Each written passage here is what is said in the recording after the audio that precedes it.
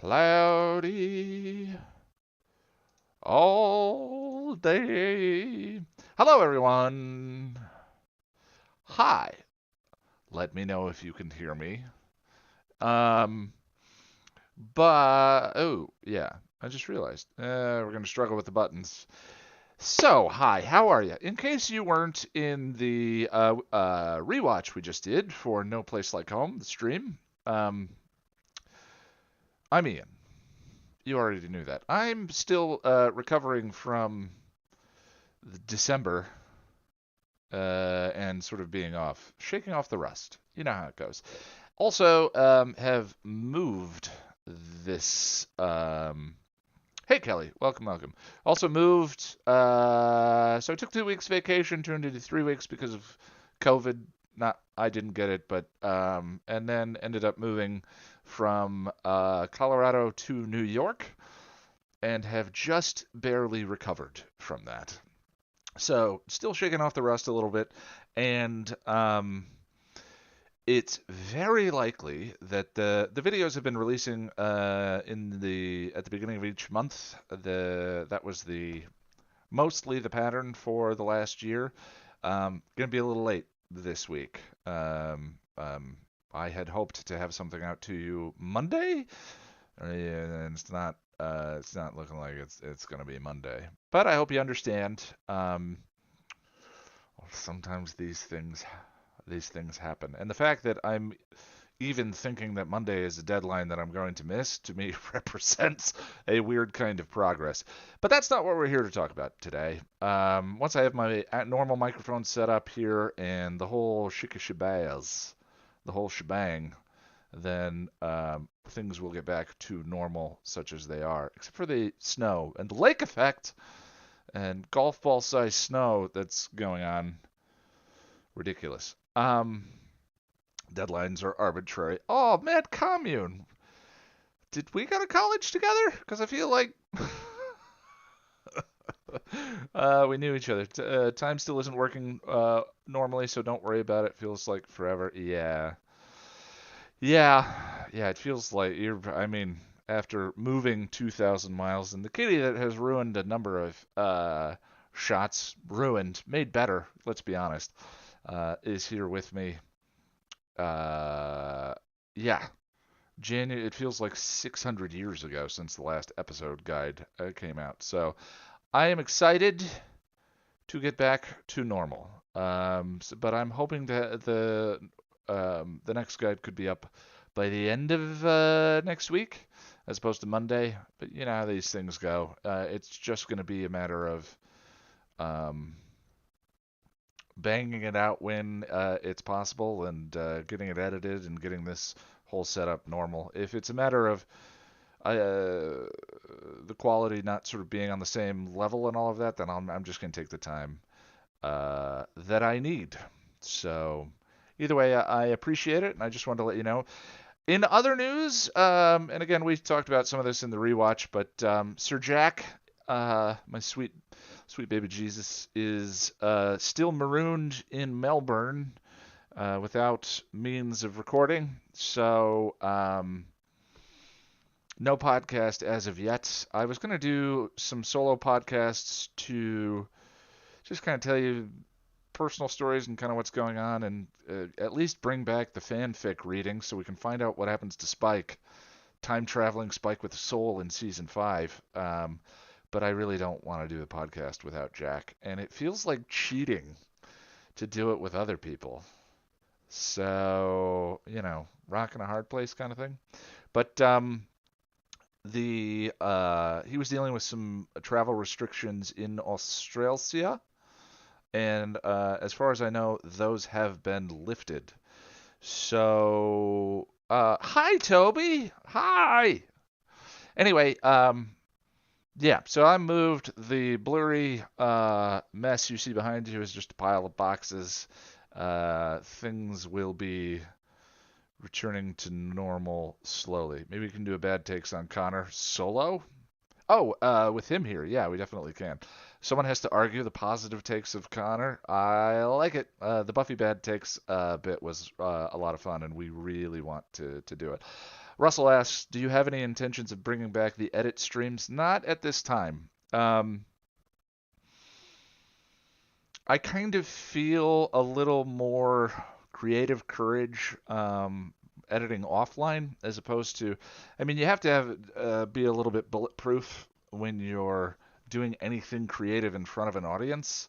And I'm not talking about performance, which the final performance. I'm talking about, like, to me, that's like leaving open the rehearsals and the costume changes and all of that. And I'm not particularly bulletproof. The hey Josh, how you doing? The editing streams helped, actually. That's been a process of just sort of sticking to my guns and sticking to my creative guns and being like, no, this is where the joke goes. And I don't care if anyone in the edit stream doesn't think the joke's funny. I think it's funny. So that's a valuable process. But really what it is between the podcast, the Patron Hangouts, now we're doing the rewatches, the episode rewatches beforehand. I think people are getting enough of this. That's not fishing. Please, I'm not fishing. I'm saying I am getting enough of seeing myself on camera and in streams and all of that. I'm not, truth be told, I'm pretty much an introvert. I'm not super social. So, part and parcel for me with all of these streams is a whole bunch of stage fright and then just riddled with self-doubt and anxiety afterwards. Especially the bad decisions, which are no longer a thing. But I appreciate it, Russell. I'll think about it. These are lies. The purpose of the edit streams for me was it was motivating. It was helpful. I wish that that had the same effect on the writing process. That I could open up the writing process and feel that same sense of motivation that I did with the edit streams. But those of us with Zoom fatigue get it. Yeah. But we'll see. We'll see. You never know. All right, so let's watch this episode guide. Today we're talking about No Place Like Home. We just did the rewatch. Just wanted to chat with you guys. It feels good to talk. So I missed you. We did the rewatch for No Place Like Home in the other stream. I think those are now regular and a part of it. So anytime there's going to be a patron hangout, we're going to do that together and watch together. Jack will eventually be back, and it will be he and I. And yeah, so this is the discussion with patrons in the $5 and up group on Patreon. Links down in the below. And but the stream obviously free to all, and yeah, let's get to it. The link to join the meeting, if you're a $5 and up patron, is already live over on Patreon. Go click join. Missed you too, Ian. Oh, thank you, Melichez. I hope I got that. All right, let's watch it. Episode 7s are normally the igniting point for the season's arc, but Season 5 is a little bit different. As the pattern goes typically, the early episodes are concerned with cleaning up odds and ends from the previous season and then rolling out some of the themes through various character bits. But perhaps since Season 4 was so unusual, both in where the arc ended up and with the one-of-a-kind conclusion in Restless, Season 5 changes things up. Yes, this season's spectacular Episode 7, Fool for Love, one of my favorites in the entire series, provides a ton of important nuance for Season 5's themes, but it is No Place Like Home which really propels the Season 5 arc into motion. Brutal, lovely, wonderful Season 5. And all its glory.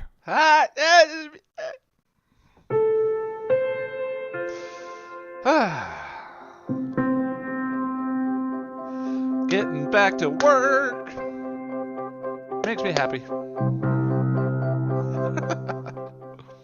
The episode opens with a flashback to 2 months earlier, and a trio of monks running from a force unseen and speaking to each other in Czech about protecting a key. In the present, Buffy stakes an enormous vampire, more evidence, as with the rest of the season so far, that she has this slaying thing down to a science. A security guard stops and hands her a shiny-looking bauble that was on the ground. The next morning, Dawn and Buffy are still squabbling a bit, and we come to discover that Joyce's symptoms have come back again. Once again, I am astonished at how grounded and realistic the Summers family chemistry feels. Dawn and Buffy seem like they've been squabbling over each other's stuff for years, not 4 episodes, and Buffy is jealous over the connection Joyce and Dawn have been developing since she's gone off to college. You guys have a book club? It's opening day at the Magic Box, and Buffy never lets Giles have any fun. It's alive! Flash frame. Wait, no. There was no flash frame. What are you talking about? Willow, on the other hand, Giles, where's your hat and cloak? Buffy shares the glowy bauble with the rest of the group, and Giles offers his wizened insight. Appears to be paranormal in origin.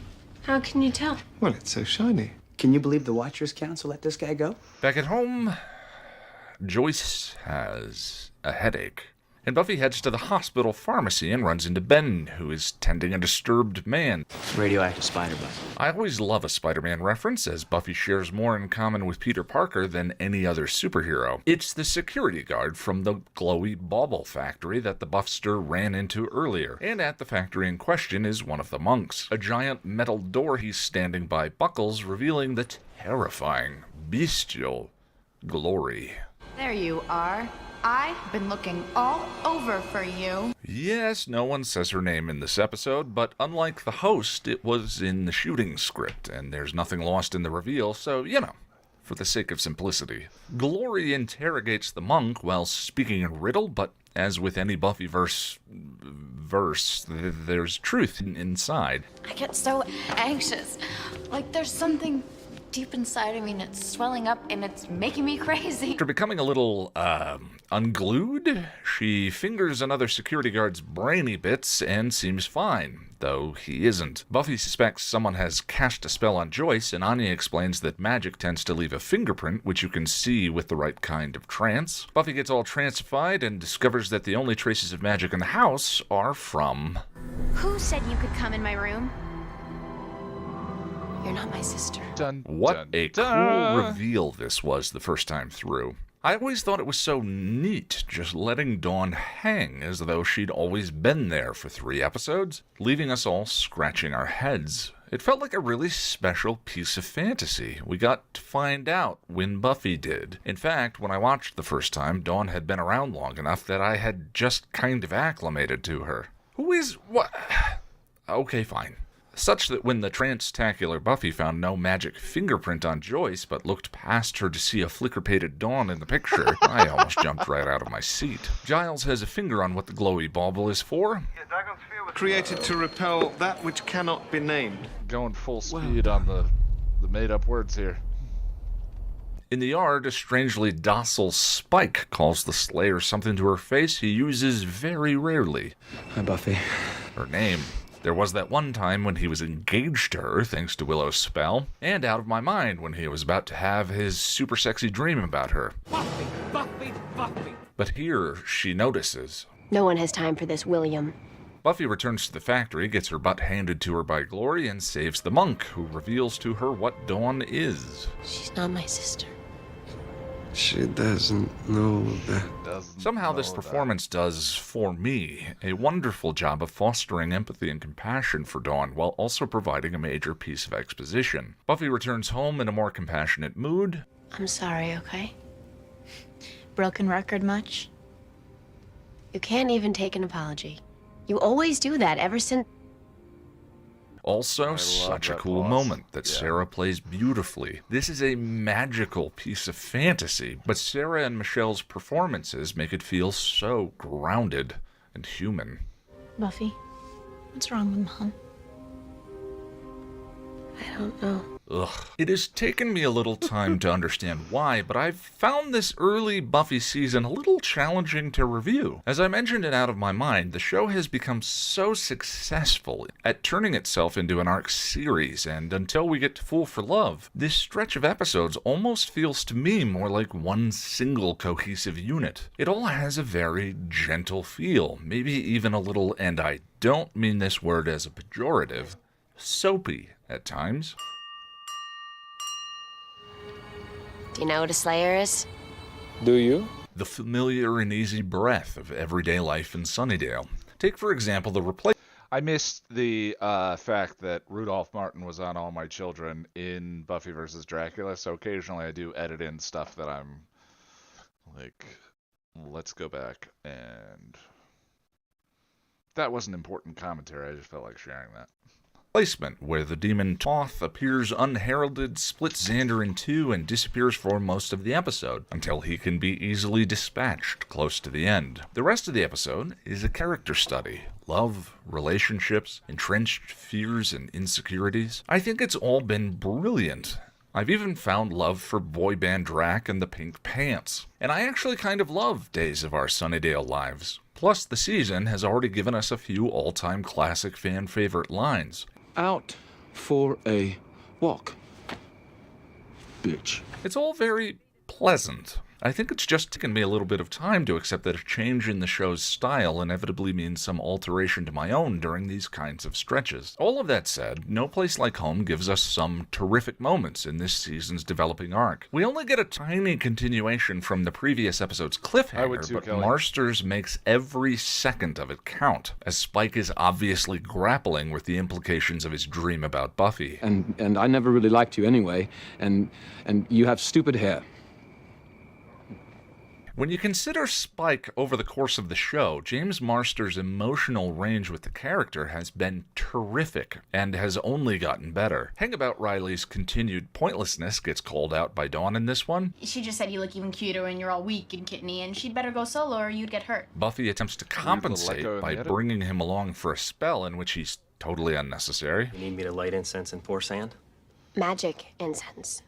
And spooky sand. Since I've harped mostly on Riley's end of things for the past couple of episodes, let's shift focus for a minute. An incredible number of changes occurred since they started this relationship. A relationship that Buffy wasn't really interested in because she didn't want another super honey, but a Joe regular. And now that Riley is a Joe regular, it has started to appear that she's mostly interested in keeping him at bay. They're not really talking about anything. Since Riley quit his job, the extent of their intimacy appears to be purely physical. Yes, Riley has no life, which is probably currently making Buffy the central focus of his, but other than their conversation in the cave when actual life and death was on the line, it almost seems like Buffy has been treating their physical intimacy as the only maintenance necessary for their connection. She kept her restlessness to herself in Buffy vs. Dracula. Later, after Riley appeared a little bit insecure at Buffy's starstruckness, she hinted at bedroom antics. Nothing you are about to say will lead to rest. She forgot about their plans in Real Me. In The Replacement, when Riley was feeling antsy about Buffy confronting Toth, rather than addressing any of his concerns, Out of My Mind has their cave conversation, yes, but after Riley opens up about insecurity over their physical power imbalance... You're getting stronger every day, more powerful. I can't touch you. I can't touch you. Buffy recontextualized his confession to being about the physical. And see? I'm still touchable. And in this episode, after Dawn openly emasculates him in front of everyone using Buffy's words, which made it very clear that the two of them never talked about how things may be different after his power reduction surgery, followed by Buffy trying to bring him in on a spell he couldn't have been less necessary for. Rather than the two of them clearing the air, Buffy once again seems to resort to the physical to make sure that the relationship is all right. Girl needs more luck than that. Just to be clear, I'm not shaming. A healthy sex life is a tremendous thing, and dear God, has Buffy been due for one. After the metaphor for Season 2, at least on the surface level, got the show off in maybe a sex-negative light, any instances of sex positivity on the show are a welcome thing. Willow and Oz were probably our trailblazers. What are you doing? Panicking. Giles and Joyce seem to have a nice happy role on the cop car. Twice? Giles and Olivia? I'm not supposed to have a private life? No. Because you're very, very old and it's gross. And Xander and Anya seem on a healthy track now that they've settled into the relationship side of things. He's a Viking in the sack. Terrific. Riley and Buffy late season 4 probably hit the list. My only point is that it's interesting how Buffy seems to be resorting to the physical right now when there are things for them both to be talking about. The fact that neither of them are is certainly their shared responsibility. Speaking of Xander and Anya, somewhat under the radar this season, Anya has been developing a nice arc. After our former demon of directness went to the prom with Xander at the end of season 3, season 4 was mostly about the two of them grappling with whether they would or would not. I'm over you now. Okay. Okay. Okay? But now that she's officially a staple of the show, Emma Caulfield actually became a part of the opening credits this season, the writers have been using season 5 to explore her character outside of just being Xander's girlfriend. Hilariously, one of the seminal Anya moments came during the game of life in Real Me, where she may have internalized some of the game's win mechanics. That means you're winning. Really? Yes, cash equals good. If Anya has 3 significant characteristics, that might be a brutally whip-sharp memory, So then this one time, a girl wished that her ex would cannibalize himself. Even I had a hard time watching that one, let me tell you. lack of tact, and complete inability to read social cues, Please go. as well as being prone to some obsessive fixations, like Xander and money. Your cash register looks like squirrel's nest in it. Within the lore of the show, it's easy to understand the shaping forces behind her personality. Anya is somewhere in the neighborhood of 1100 years old, and only a microscopic amount of that time was spent as human. It follows that she wouldn't be as up on general social prerequisites due to lack of demon necessity. When I lost my powers, I got stuck in this persona, and now I have all these feelings. I don't understand it. I don't like it. But I've also read a compelling reading of her character as being an early representation of Asperger's syndrome on television, as many of her characteristics I've mentioned would align with the disorder. I'm not familiar enough with Asperger's to make the call, but it's an interesting interpretation, and I think intended by the writers or no, Anya being a representation isn't mutually exclusive with her vengeance demon backstory, since beings with somewhat alien attributes interacting with humanity are often handy for outside allegories anyway. But as she branches out and interacts with the rest of the Scoobies, it also begins a trend of Xander, providing her feedback on some of her more tactless impulses around other people. We've seen a lot of them alone, where Xander usually ignores or deflects, with humor she probably doesn't get. But other than a rare moment here and there in season 4, They probably haven't had time to eviscerate him yet. You can help by making this a quiet time. this season is where we really start to see Xander offering advice. Anya, the Shopkeepers Union of America called. They want me to tell you that please go just got replaced with have a nice day. And in a way that's very in character for him. Now, first of all, Xander does speak this way to everyone, including Willow and Buffy. Oh, it must be that whole Angel killed his girlfriend and tortured him thing. Yeah, Giles is pretty petty when it comes to stuff like that. Drunk. Will, not loving the drowning of the sorrows. Humor is his crutch for intimate communication. His only long-term romantic relationship previous to this was founded on barbs and mutual revulsion. When things got personal, he didn't seem to know what to do with himself. There's pictures of me in your locker. I never knew I was locker door material. And as a new human with poor understanding of cultural norms, Anya could probably benefit from some guidance. But I have their money. Who cares what kind of day they have? That's all I'm going to say about this right now. Anya and Xander's dynamic is something worth noticing. Buffy's frustration I highlighted in Real Me continues here. She's so annoying. Especially now that Mom's sick. She's all over her while I have to be the grown-up. And this particular episode gets a lot of Dawn dislike. The character was originally envisioned as a 12-year-old, but the creators, and specifically Sarah Michelle Gellar, who she had worked with on All My Children, just liked Michelle Trachtenberg, who was 14 at the time these episodes were filmed. And that probably explains a few details here and there where Dawn feels way younger than she actually is. The chocolate face, though, didn't even feel 12. Really?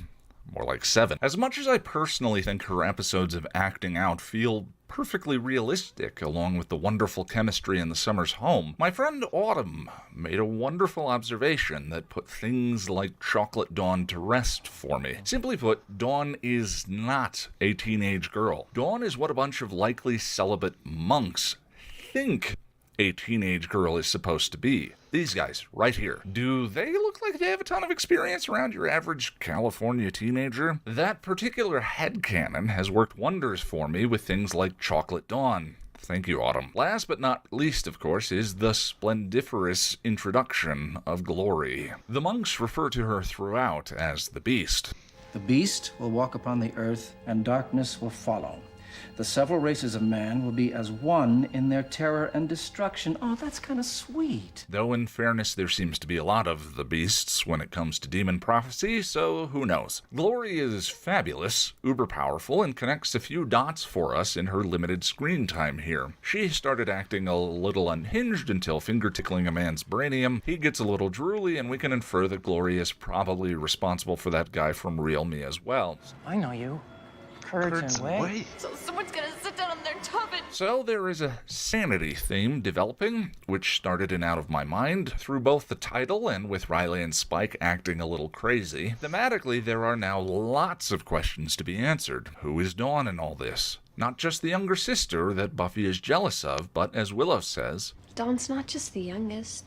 She's the baby. what is Glory's relationship to Buffy in all her powerful feminine majesty? When Buffy happens upon Glory's handiwork, she is very deliberately framed as standing in the exact same spot as Glory was. So yeah, this episode gives us a lot of great stuff to dig into. Maybe the only bit of this one I don't care for is the red herring niblet when Buffy is meeting the monk for the first time.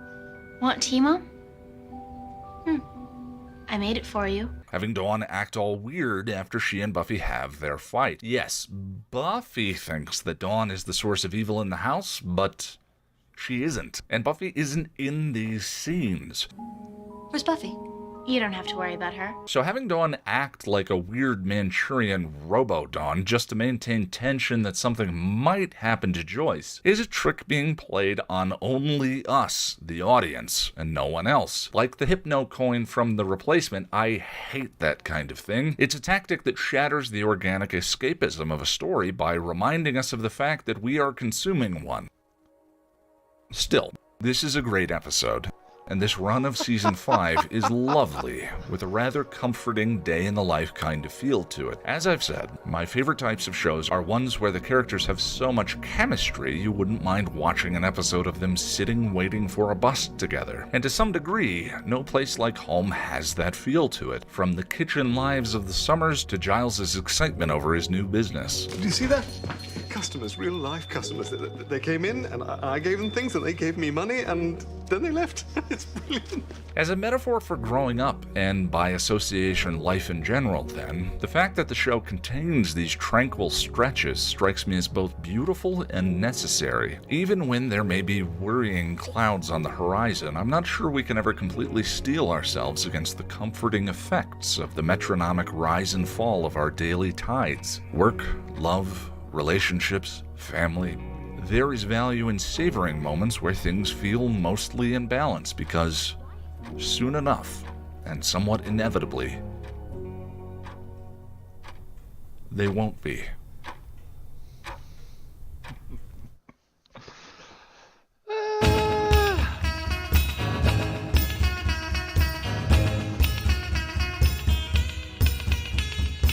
Not sure how I feel about that one.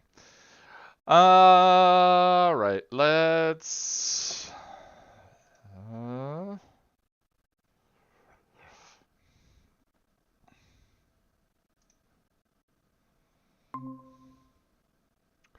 Hello. Hello, my friends. Sarah, can you give me a sound check? Yeah, can you hear me? I can hear you. Hi. Welcome, everybody. To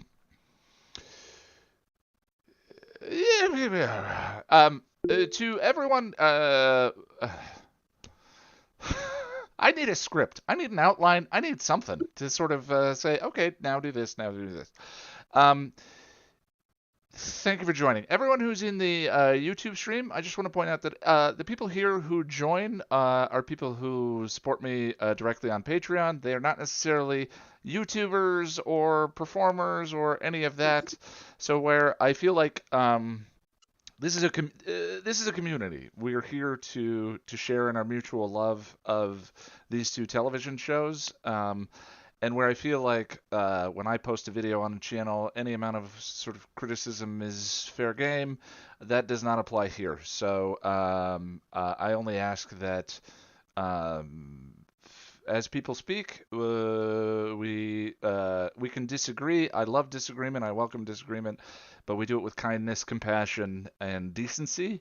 Anything short of that will get you banned from the chat. So that said, oh yes, and thank you, Russell. This conversation is also completely spoiled. It's too unless someone joins this hangout who has not finished both shows, which has happened one time in the couple of years now that we've been doing this. We assume these discussions assume that you have seen all of Buffy and all of Angel, or you don't care about spoilers. So if you have not finished both shows, I would go ahead and drop out right about now. Did I cover everything, guys? You guys have been here as many times as I have. I do see new faces. I always love that. It's let's just go ahead and get started. Let me start with Tom. Tom, sir. There we go. How you doing, Ian? Hello from not so sunny East Coast. So I see you're all set though. You're all settled in, unpacked, and everything. I can tell. Yeah, I can tell. Pay no attention to the man behind the boxes behind the man. So are you in a house or an apartment? We are in a house. Yeah. Okay. I have an office. I actually Tom and I, for anyone listening, Tom and I were chatting about snow and lake effect earlier. I did not know what the lake effect was, but everyone from this side of the country appears to just know it's like mountains and sunshine and snow and lake effect. It's a part of the vernacular here, and I had not heard that before. Yeah. So yeah, still moving in piece by piece. I mentioned earlier that the next video is going to be a little bit late. It is what it is. But Tom, let's we're chatting No Place Like Home. Yeah. Which boy, was that episode. I don't know if you watched we just did the rewatch stream. Oh yeah. Which is always different than a way different experience than the critical analysis that I do.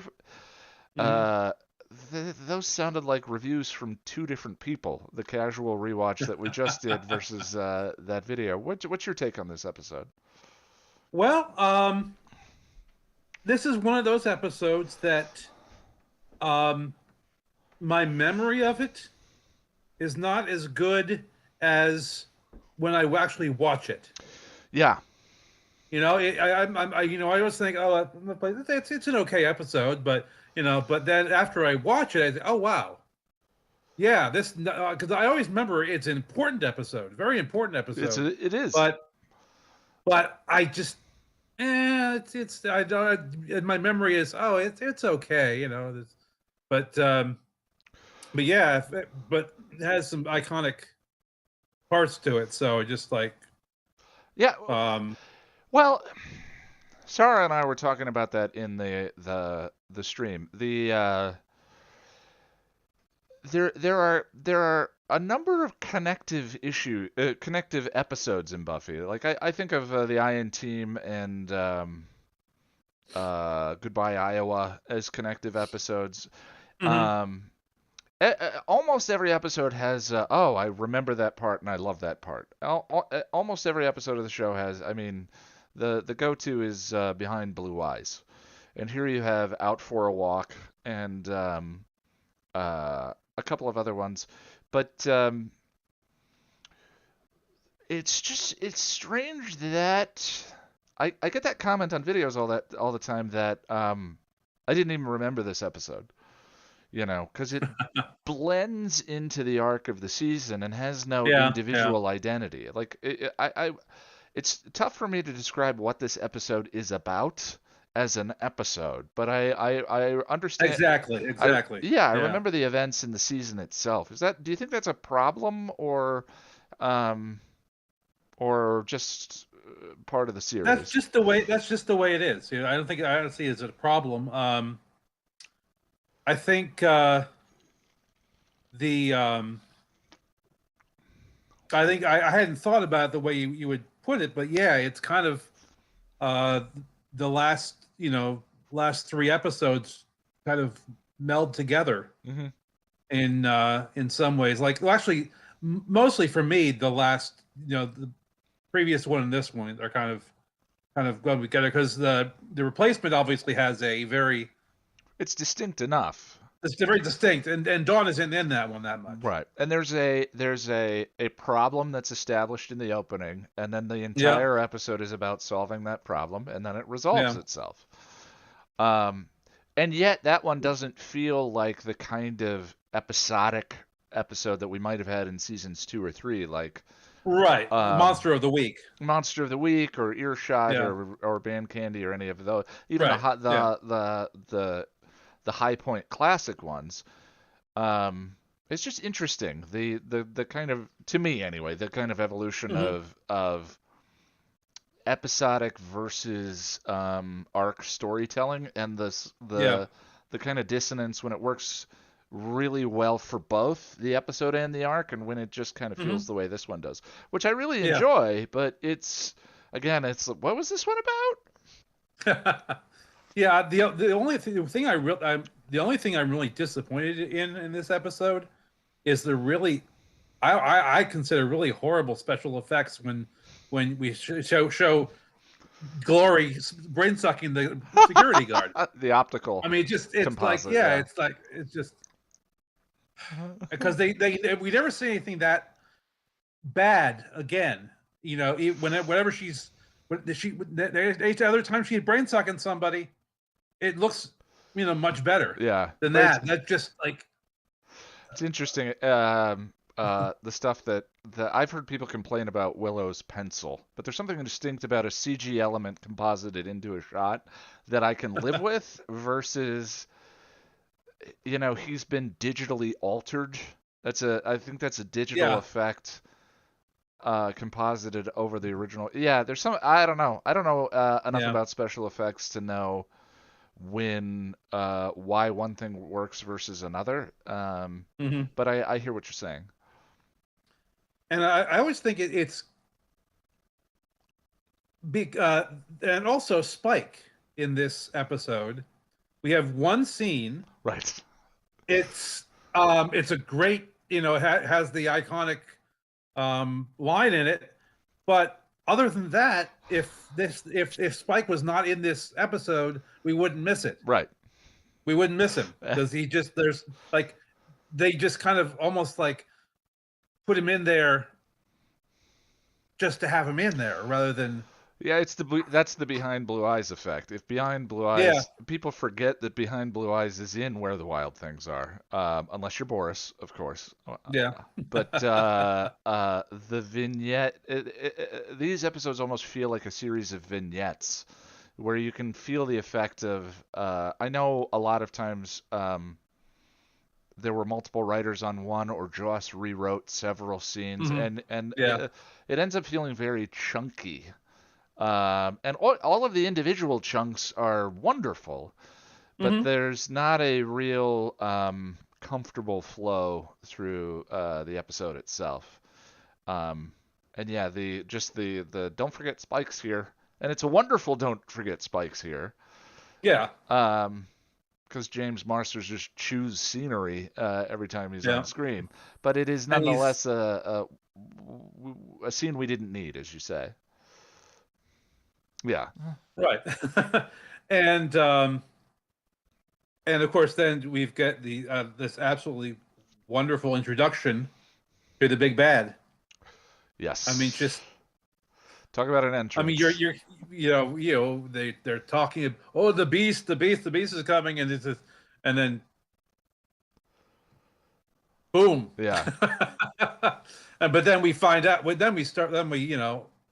Then the scene comes where we understand why she's the why she's the Beast. Just what she does. The kick down is great. I mean, Yeah. that's to me that's standard Joss / mutant enemy surprises. Expecting one thing and getting another. Yeah. But yeah. What do you think of where does season 5 kind of like land for you in terms of favorites? I believe I've asked you that, but just a reminder. Yeah, it's a very, very, very, very, very close number 2 to season 3. Got it. Season 3 has always been my favorite, but season 5, actually the first time through the first time through the series when I first watched it, as it was going, I enjoyed it, but and season 3 was just like in this pinnacle that could not be, this summit that cannot be attained. But season 5 is like just coming near the peak. Yeah. Yeah. Yeah. Yeah. I think in terms of these sort of storytelling flow questions or these storytelling flow conversations, 3 and 5 are the cleanest in that regard. But I think I definitely think 3 flows maybe a little bit better. Yeah. In that balance between episodic and arc, and of course faith. Right. What are you gonna do? Yeah. Yeah. And also in this episode, I very much agree with you about the scene with Dawn and the tea and that whole thing. That's good. They're just trying to screw with the people. You say, why do they do that? Yeah. It didn't make any sense, for one thing. It made absolutely no sense for her to behave that way. Well, no, it doesn't. It's storytelling stakes that don't actually live in the story. It adds a sense of tension, and it's a ticking clock the first time you watch it. Yeah. But every time you watch it after, it's just weird. Yeah. And that's one of the reasons why I really don't like that kind of trick. It's not like knowing the way the magic is, knowing the way the heist is going to pull off. It's not that. It's just unjustified the way it feels. It is. I don't really care for it. Well, Tom, is there anything else you want to throw out about No Place Like Home? No, I think it was good. Thanks. All right, I appreciate it. Let's go to, and I forgot how Google Meet works. By the way, is there anyone that needs to leave early? I keep forgetting to ask that up front. Okay, well, let me go to Paul then, in case Paul wants to get some sleep tonight. Paul, long time no see. How you doing? Hey. Hey, welcome back. Yes, we can hear you. Cool. I wasn't sure. The last time we did this, we went on Google Meet, whatever. Yeah, it was Hangouts, which Google keeps telling me they're going to retire, and then they don't. Strictly a Google thing, but I think the last time you joined us was season 4. Yeah. So hope everything's been going all right. Yeah. There was a period when it was less than ideal to stay up late. Yeah, understood. And there were also a bunch of episodes where I thought I wouldn't be contributing much because I didn't have very strong opinions, or Fair enough. Well, yeah, I understand. It's what is it? Almost midnight there. It's 11:20, so it's not too bad. Yeah. So fair game then. How did you feel season 4 wrapped up? Season 5, what we've seen so far, where does this sit with you? Whatever you want, everything's on the table. Season 4 was good. Yeah. I've never been a huge fan of Restless, but I don't mind it. That's one of the reasons why I skipped those Hangouts. Yeah, understood.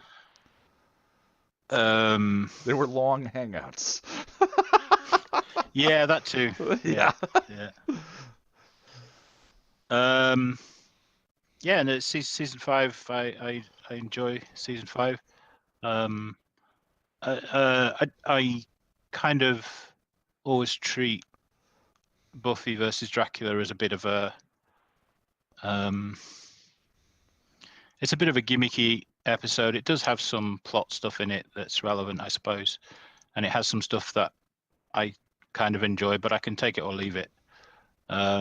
So I sort of feel like the season proper starts with episode 2. Yeah.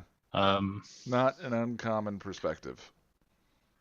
I mean, I love that yeah, episode, I really like this episode. I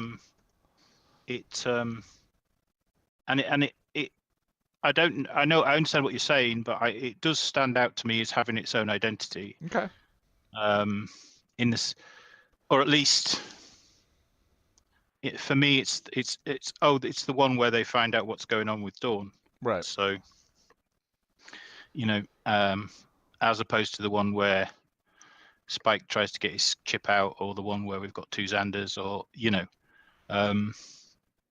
I mean, that is the big event in the episode for sure. Yeah. I just think from a storytelling perspective within the episode, it's not quite set up that way.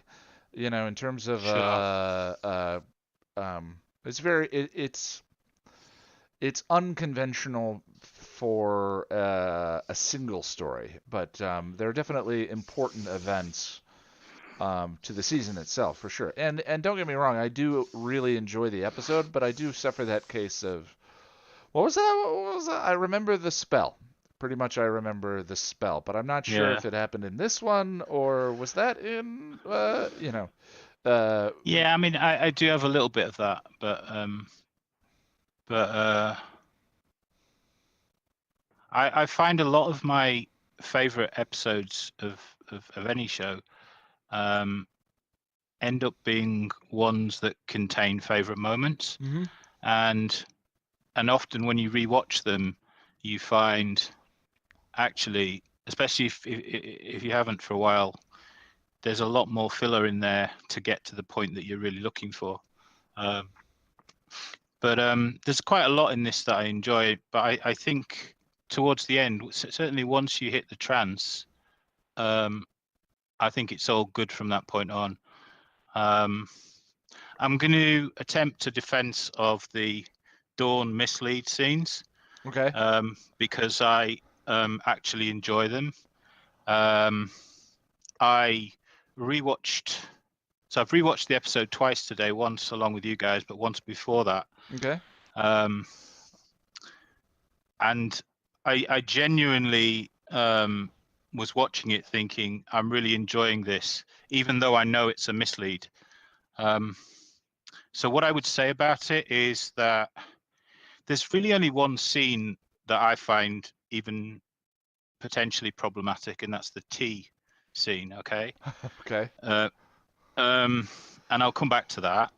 But the scenes with Buffy and Dawn in her room, where Buffy says, "You're not my sister," and then later downstairs when she's on the phone. I rewatched those knowing what the situation was, and I really enjoy it because I think it works on the level the first time you watch it as a is she, isn't she, but I think it also works in terms of that sister tension that that has been building up.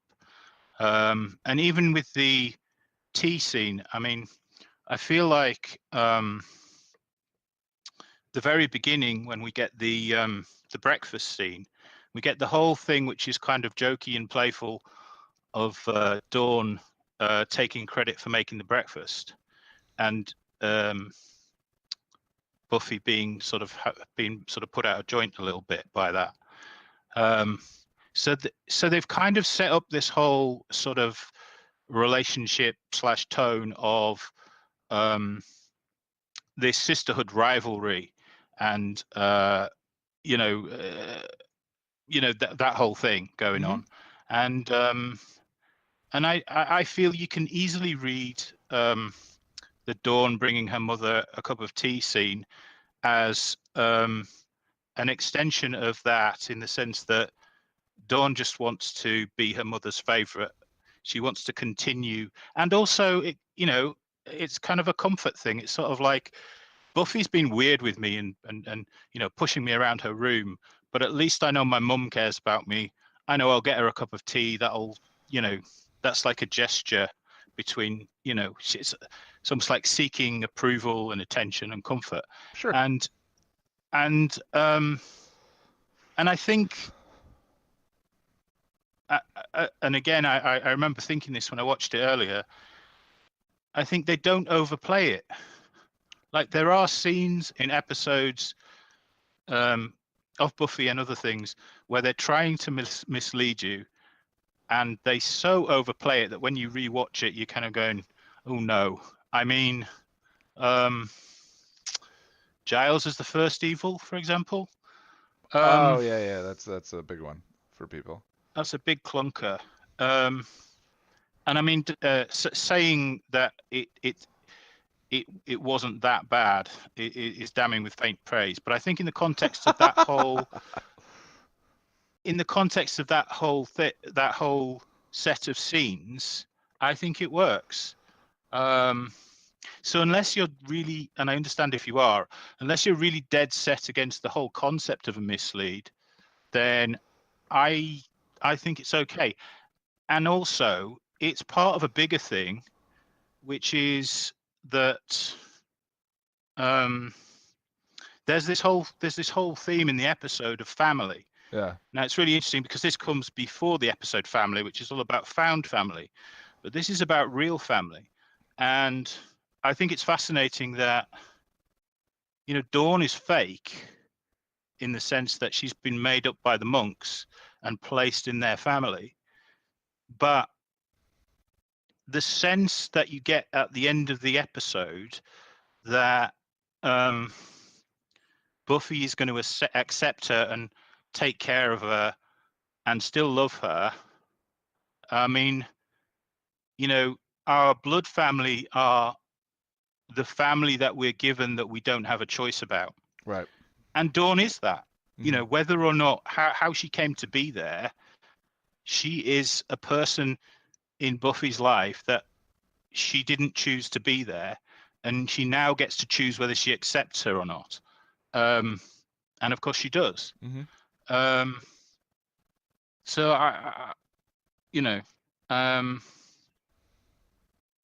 I find that a lot of those scenes work as a piece with that, and I just think I think that's highlighted beautifully in the episode Family, that I think works better as a one-off, speaking to the arc, as opposed to this one feels to me more of an arcy episode. I think what you're distilling is beautiful stuff that is present in the season, and this episode has. During the stream, I made an argument for that. I think Dawn and Buffy's relationship feels real. It feels that there is conflict there, and some spite and some sniping and all of that feels very normal and grounded. And I love the choice that she makes to love her despite where she comes from. But I don't think that I think that the power of that, the poetry of that decision, is distilled in the episode Family. I don't know that it is here. But again, there's some. I love your reading of the scene. Dawn playing to Joyce to be the favorite and all of that. You say it plays. I don't feel like it does. I do feel like it's overplayed. But again, that's a subjective sort of whatever. I think I said in the review that I couldn't think of a reason for there to be Robo Dawn, but I think that you did, and I think that's a great reason. is her just trying to play and be the favorite. It still feels manipulative to me, and you raise an interesting question. Do I hate a mislead in all cases? No, I don't think so. But sometimes the misleads feel like a cheat, and I don't think in this video I fully elaborated on good examples of ones that work for me versus ones like the coin that to me feel like the reality of the scene breaks so that they can put one over on the audience. Yeah. But I don't know. I think a good mislead is more about what you take away, what you don't show in an episode and then reveal to everyone later versus things shoved in that make things appear that they work one way versus another. I don't know. That's a whole different conversation. Yeah. But the thing of it is, I think that also I love all I really enjoy all of the pieces here, with the exception of the tea scene. I just don't. It just doesn't feel. It's the connective tissue arc problem for me. But if you feel like the episode has an identity, well then great. I think that's the better way to be. I think it has an identity in the sense that I recognize it as being distinct. I'm not sure I look for that identifying quite the same way that you do. But going back to the thing, I think it's a bit like plot holes, you know. And there was a discussion during the rewatch stream about various things, and I find myself thinking that just doesn't bother me, Mm-hmm. and I think these are things like with the mislead. These are things that either bother you or they don't. Sure. And if they don't bother you, it's fine, you know. And I think often the thing that gets you through is the character moments and the emotional reaction. Mm-hmm. And I think the thing, certainly on this rewatch, the thing that was uppermost in my mind, or that I was reacting to, was the relationship stuff between the two sisters. Yeah. And kind of empathizing with Dawn, you know.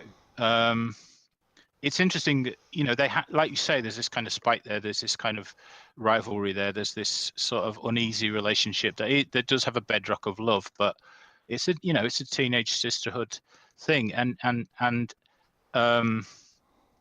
it's interesting that, you know, Dawn gets pushed around by Buffy in a very aggressive way, and she's surprised, but she's not completely shocked. It's kind of like, oh, it's Buffy being an idiot towards me again. Yeah. It kind of like almost what she expects of the world. So I guess I was kind of seeing it from her point of view, and then you carry that through.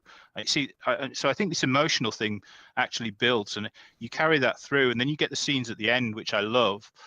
You know, the monk scene, where, you know, as people have said, you get this great scene of the monk explaining what's happened, and Buffy processing it, kind of feeling, you know, the hurt of it, sort of like, you've done this to me, you've given me this thing that's a danger to my family, and then going through that and accepting it. Mm-hmm. And then that following through again into the final scenes with her and Dawn, which are, you know, so affecting and tender. I just think it works really, really well.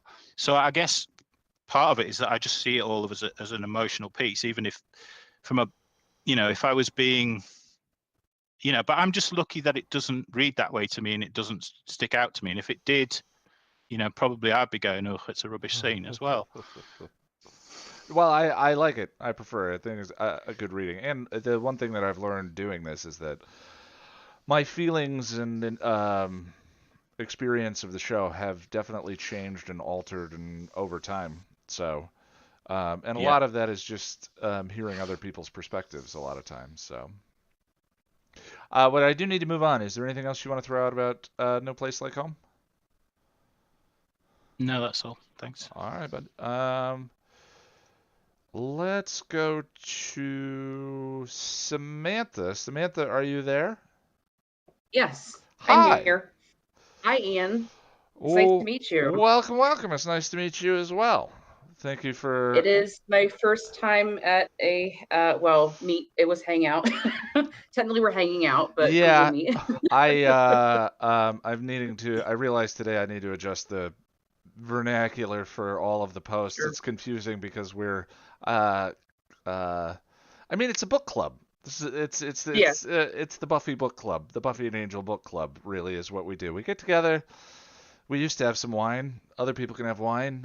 We have beverages, and we talk about things we love. Absolutely. Yeah. So I'm glad you joined. Can you tell me a little bit about the show for you when you first watched Buffy, when you watched Angel? Yeah. So I'll be trying to be quick because I know everyone has a long story. For me, it's kind of complicated, but I'm in my mid 30s now, and I actually started watching it when I was 11. And then after season 2, when Buffy killed Angel, I was very upset. So I was like, I'm not watching this. I was so mad. And then they started doing reruns on FX. And they used to do it in the mornings. And so before I went to school, I would tape it. They showed 2 episodes back to back. So I started with season 3. So I started at 16. So it took me 5 years between season 2 and 3. I love that. And then I caught up with real time and then finished it, of course, when it finished on air. And then Angel took me a few years after that to start and watch Angel. And then I've done a few rewatches, of course, since then, only a few. And your video about why you should watch Buffy and also Angel I got tired of doing my own monologue, so I sent them yours. Nice. So I have gotten many converts, longtime friends who are on various different seasons. It's funny because I've been doing other shows, like I've been deep diving into like Grey's Anatomy, which will take 7,000 years to get through and stuff like that. But I feel like I will probably get back into a rewatch at some point, starting with Buffy and then go through the comics. Maybe we'll see, and then go there. I've made a few stabs at the comics myself. Yeah, so that is my history. So 20-year fandom of the show. It's funny. I've that I love that you were like, nope, not watching any more of this. That's awesome. I did that with. I was so pissed. I did that with Game of Thrones season 1. Game of Thrones season 1 ends in a very particular way, and which we have not said we're going to spoil. It was such a drag, and I was so moody for days after that I was like, I'm not getting back into this. And then didn't watch it again until season 5 or 6 started, and everyone was raving about it. All right, I'll go back and give it a chance and finally move past it. But I've had that same experience where I felt like my trust and love was so violated by the writers. I was like, no, I'm not putting my heart in your hands again. How dare you? Well, I'm a sucker for Joss, so obviously we've had our heart breaking many times throughout the show. Yeah. So, yeah. It's almost like season 2 kind of, I mean, nothing can completely prepare you for season 5, which is kind of the whole point of the body itself. But it's funny that season 2 kind of preps you for that, which works in the life metaphor aspect. It kind of preps you for that sense of nothing is permanent and everything can change and all of that. And so that as it does, you just sort of begin to go, oh yeah, Joss. We blame Joss. Yeah. Absolutely, absolutely. No, Boris, I just saw your message. Yeah, I've watched the show multiple times. Yeah, so I was watching your going over this episode in particular. I had forgotten this episode, like many, just because it kind of falls into the arc of this particular season. Arc episodes can do that, yeah. Yeah, we remember big episodes, in season 5 and later on, and I'm finding myself relating to later seasons as an adult. So I've been doing more of the later seasons when I don't do a typical rewatch. I kind of go poke an episode here, an episode there. So I had forgotten about this one. So it was kind of a trip down memory lane, really, just kind of putting the pieces together. So it's interesting to hear your take and then others who have shared after you about it. I don't have a lot of takes on it per se, just because I'm kind of reacquainting myself with it, and also it takes some time to like sit with it. I think it's really definitely very different when you watch it the first time and you're like, oh, okay, you have no idea. You may, oh, something's wrong with Joyce, but you don't know exactly what's going on. And then when you know what's going to happen.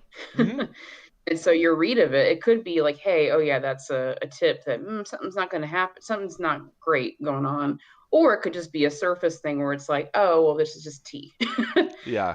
But with Josh, it's never just tea. Nope. Yeah. Going all the way back to, I can't wait until Mom gets the bill for these books. I hope it's a funny aneurysm.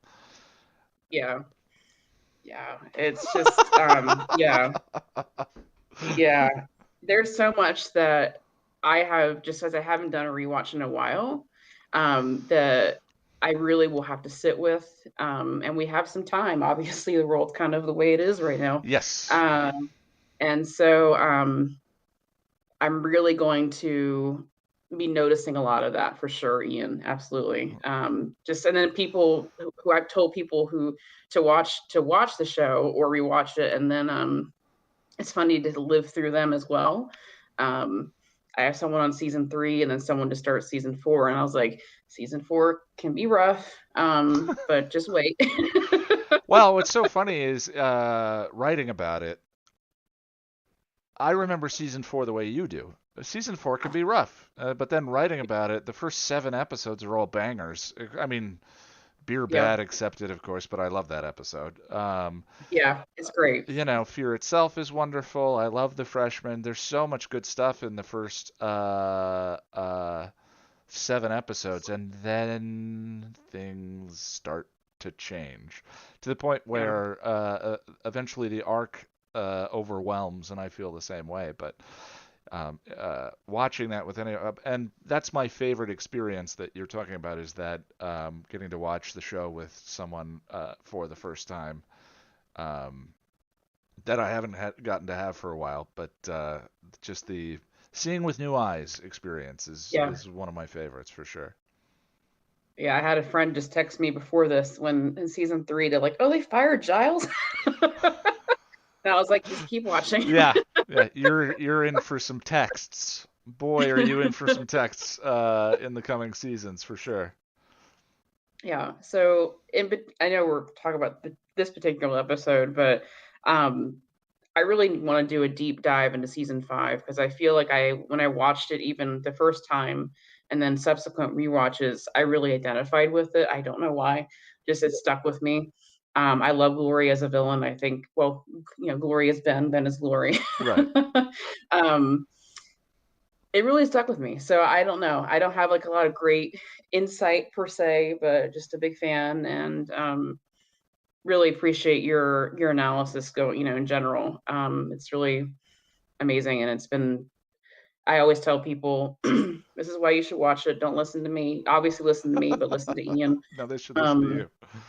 Yes, listen to me, but also listen to Ian. I have like a fun fact. My college had like a Buffy conference one day. It was like by the gender studies department. And they had this shirt it was like 2007. So, God, that's 14 years ago. So we had, I know it's crazy. But it just, I've watched your talks that you've given at different cons and whatnot, and that it was that same experience, just listening to people, just looking at the show. I can't remember the name of the author at this point, but she went to my university, but also presented. I think it was the person who started some academic online thing, Slayer or something, or Buffy something. I can't remember. I'll have to Buffy put Studies? it in the link. Maybe. Okay. She had gone to my alma mater, and then came back and gave a talk. And so she was, I don't know the exact, because there's so much out there, but yeah. It's one of like the pinnacle ones that came out at the time of the show. And she wrote a book as well. If I see the image, and I'll put the link actually in the chat here. Yeah. But no, I am very much now, since I'm an adult, I'm more of a fan of season 5, and then season 6, oddly enough, even though it's crazy in a lot of ways. I remember when I originally watched season 6, I hated it because I was a young adult and teenager, and it's like, this is so, like, again, one of those things, like, why is this happening? Why did Xander leave Anya at the altar? And of course, Yeah. Tara's death and And everything then, else. and then it all hits way. If you haven't had an existential crisis yet, then Yeah. season 6 just feels dark. But It was a lot for my 20-something-year-old self. We were teenager, and then 20-something-year-old self. I watched it again, but it's more like a comforting sadness now. Yes. Since I've gone through a lot myself, I've lost my mom as well, and had some other personal things happen. I think when you reach a certain age, you've had to, just because we're human. We've dealt with things. And so season 5 was just kind of like that shift, basically, where, okay, now you really have to be a grown-up. Like, you really have to, especially after Riley leaves, I think. And then, of course, Buffy's mom dies, and then, you have everything that happens in season 6. So it's just, I haven't done a rewatch of the final season yet. Season 7 gets better every time I watch it. Kind of like a season 4. I didn't like it at first, and it has risen in estimation for me every time. So yeah, Josh says it's better than you remember. I agree. Yeah, it's funny because I think obviously seasons 1 through 3 are, they're great they're not just for teenagers, of course, but if you're a teenager, you're gonna like we were when we first watched it. Yeah. It's just, it hits differently, and then certain seasons, later on hit you differently as an adult. So it's just seeing it in new eyes and looking through all that is very interesting. Yeah, for sure. Yeah, so don't have a ton much to say, but I'll try to find that link I was talking about. All right. Yeah. Well, let me go ahead and move on. Wonderful that you joined. Thank you. I hope you come back. Before we move on, I have never done this during a stream before, but I need 2 minutes. Behave. I will be right back. Uh-oh.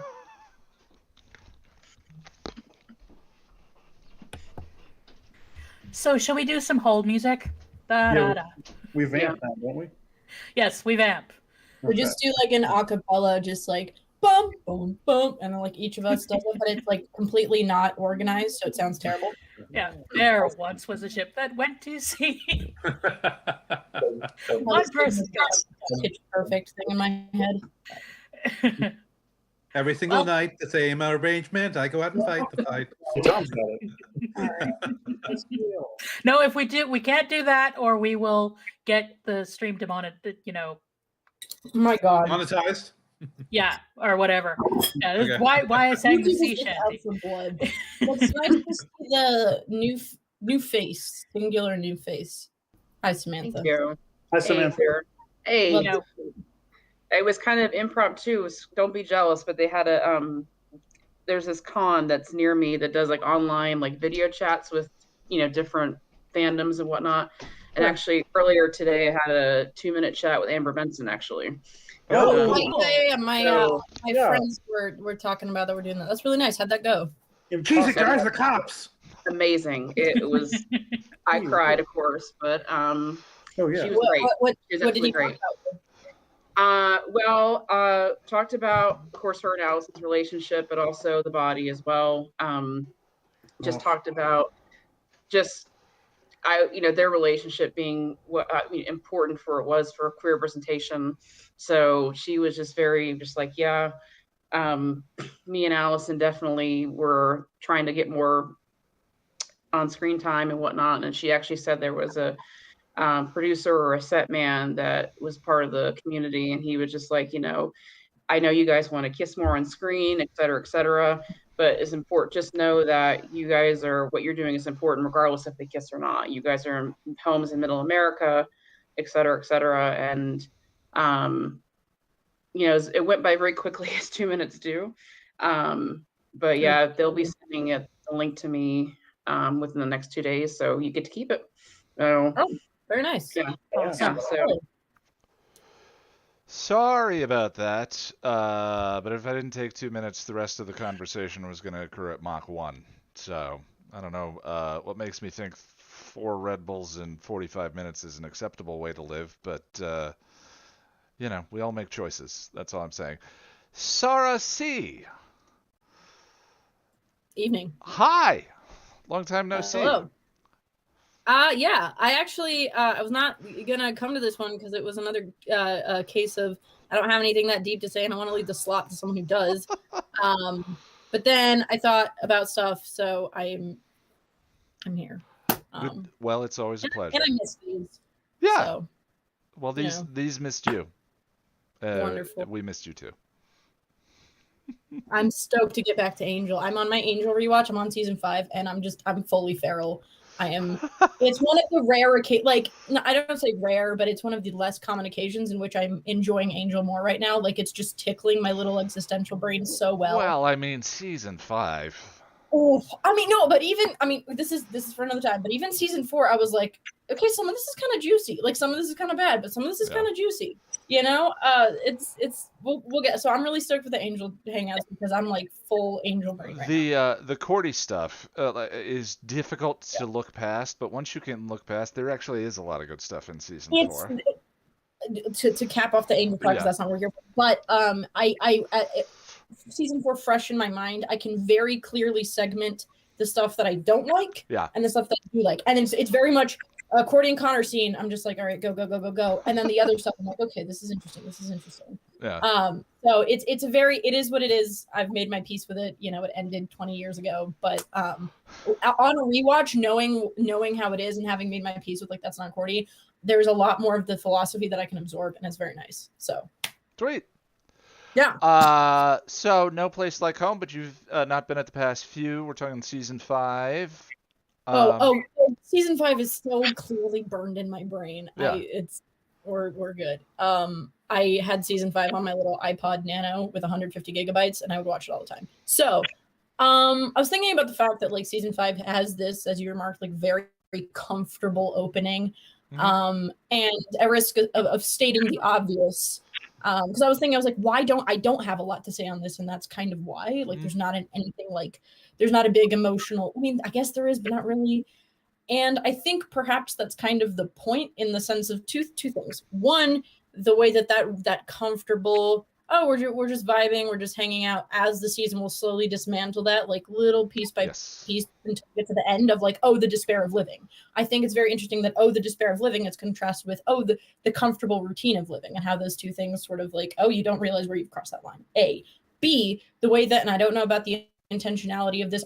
I don't know if they knew there was a season 6, but in the way the brush strokes have fallen, the way that we have season 5 to contrast with 6, which I think is one of the most brilliant arrangements I've ever seen of, a very comfortable daily life, and then like magic and gods and dimensions and this very and she sacrificed herself to save the world versus, oh God, just getting up every day is terrible. Yeah. So the way that 5 and 6 are contrasted is absolutely brilliant, and that very easy feel, I think, in the places that you see it in 5 is instrumental to that. So that's why when I used to say that season 5 was my favorite, and I still do enjoy it. But I feel more with 6, and I realize I like season 5 because of when it's comfortable. Yeah. So Glory and Dawn. Okay. If I may. You may. I was just thinking about this because I was just making food, and I was like, okay, like how are we? Like when you were talking about her weird pettiness and stuff, and it's like, okay, she says at the end, she's not my sister. She doesn't know that. And it's like, well, she isn't her sister. Like, A, literally she's not her sister, but B, I'm trying to pique my own interest by bringing this back to the philosophical battleground. Sure. She's not her sister. She's her. She's Buffy's younger self, and metaphoricalized. That's not a word. Don't worry about it. And so it's like, no. I mean, you could call her your sister, and she, she's younger than you, and she shares some level of your biology, But metaphorically, we have Buffy needing to protect her younger, more innocent, untarnished, I guess, by the world at this point self, right? From what adulthood, could become, hardened, constantly on a mission, the Slayer's turning me into stone, Glory, Right. who is seeking to who needs to destroy Dawn, her innocence, to do that, right? So that's the metaphor that we have at hand. Yep. So in that sense, there's a few things at work here. I think it makes sense that also this is all like off the cuff stuff that I've just like thought about in the last 30 minutes. So if it's incoherent and stupid, don't worry about it. Just go and we'll be great. But Buffy being a little bit peeved at Dawn sort of supplanting her role, where she's like, I used to be, why are you the baby? And it's like, it's because I think at this point in the series, right, we've gone from the high school seasons to the weird little fulcrum of season 4 to 5, 6, and 7, which I think most directly address adulthood, right? There's sort of obviously you're not, you're always a child at heart, whatever. But there's that switch where it's like you can tell that, Buffy's needing to be more on that path, right? And so I think there's two significant things in her sort of comforting Dawn at the end. One, I'm trying to look at my own notes so I don't go insane. Accepting that she has sort of grown past that a little bit. Again, not that your parents can't love you, not that you're an adult the second you hit 20, but that is her trajectory. And at the same time, care towards her metaphorical younger self, right? That hasn't gotten to that point yet. And that kindness that can be towards others, right, who of that age or in that place, and towards that part of herself, which obviously she's going to need to care for more because you can feel that it's already being eroded. And protecting her from the segmented adulthood of Glory, all power, all mission. I already wrote that. But that said, actually, you say something so I don't just like go on a complete rant. I'm with you. No, I'm with you the whole way. I think that you pretty much laid out. I think the way you laid out the metaphor for the season is on point. I think. Yeah. No. You're doing great. I mean, wonderful. I love to hear it. And then the last thing that I did want to say, just to be a contrarian for fun, not actually, is that I really, Glory is an entertaining villain, but I sort of think of her in the category, I mean, even a little bit lesser than as the mayor, in the sense of I think Buffy villains, as any villains, right, you fall into two general categories, ones that are connected to, one's from within and one's from without. Angelus and Dark Willow are from within, right? They're someone who used to be a part of the team. Oh no, now you have to fight someone who, either you loved or has the face of someone you loved, right? Yep. I immediately find that infinitely more fascinating. No knock to the mayor or to Glory, but having to fight your own friend or someone who looks like someone you love, that's immediately compelling.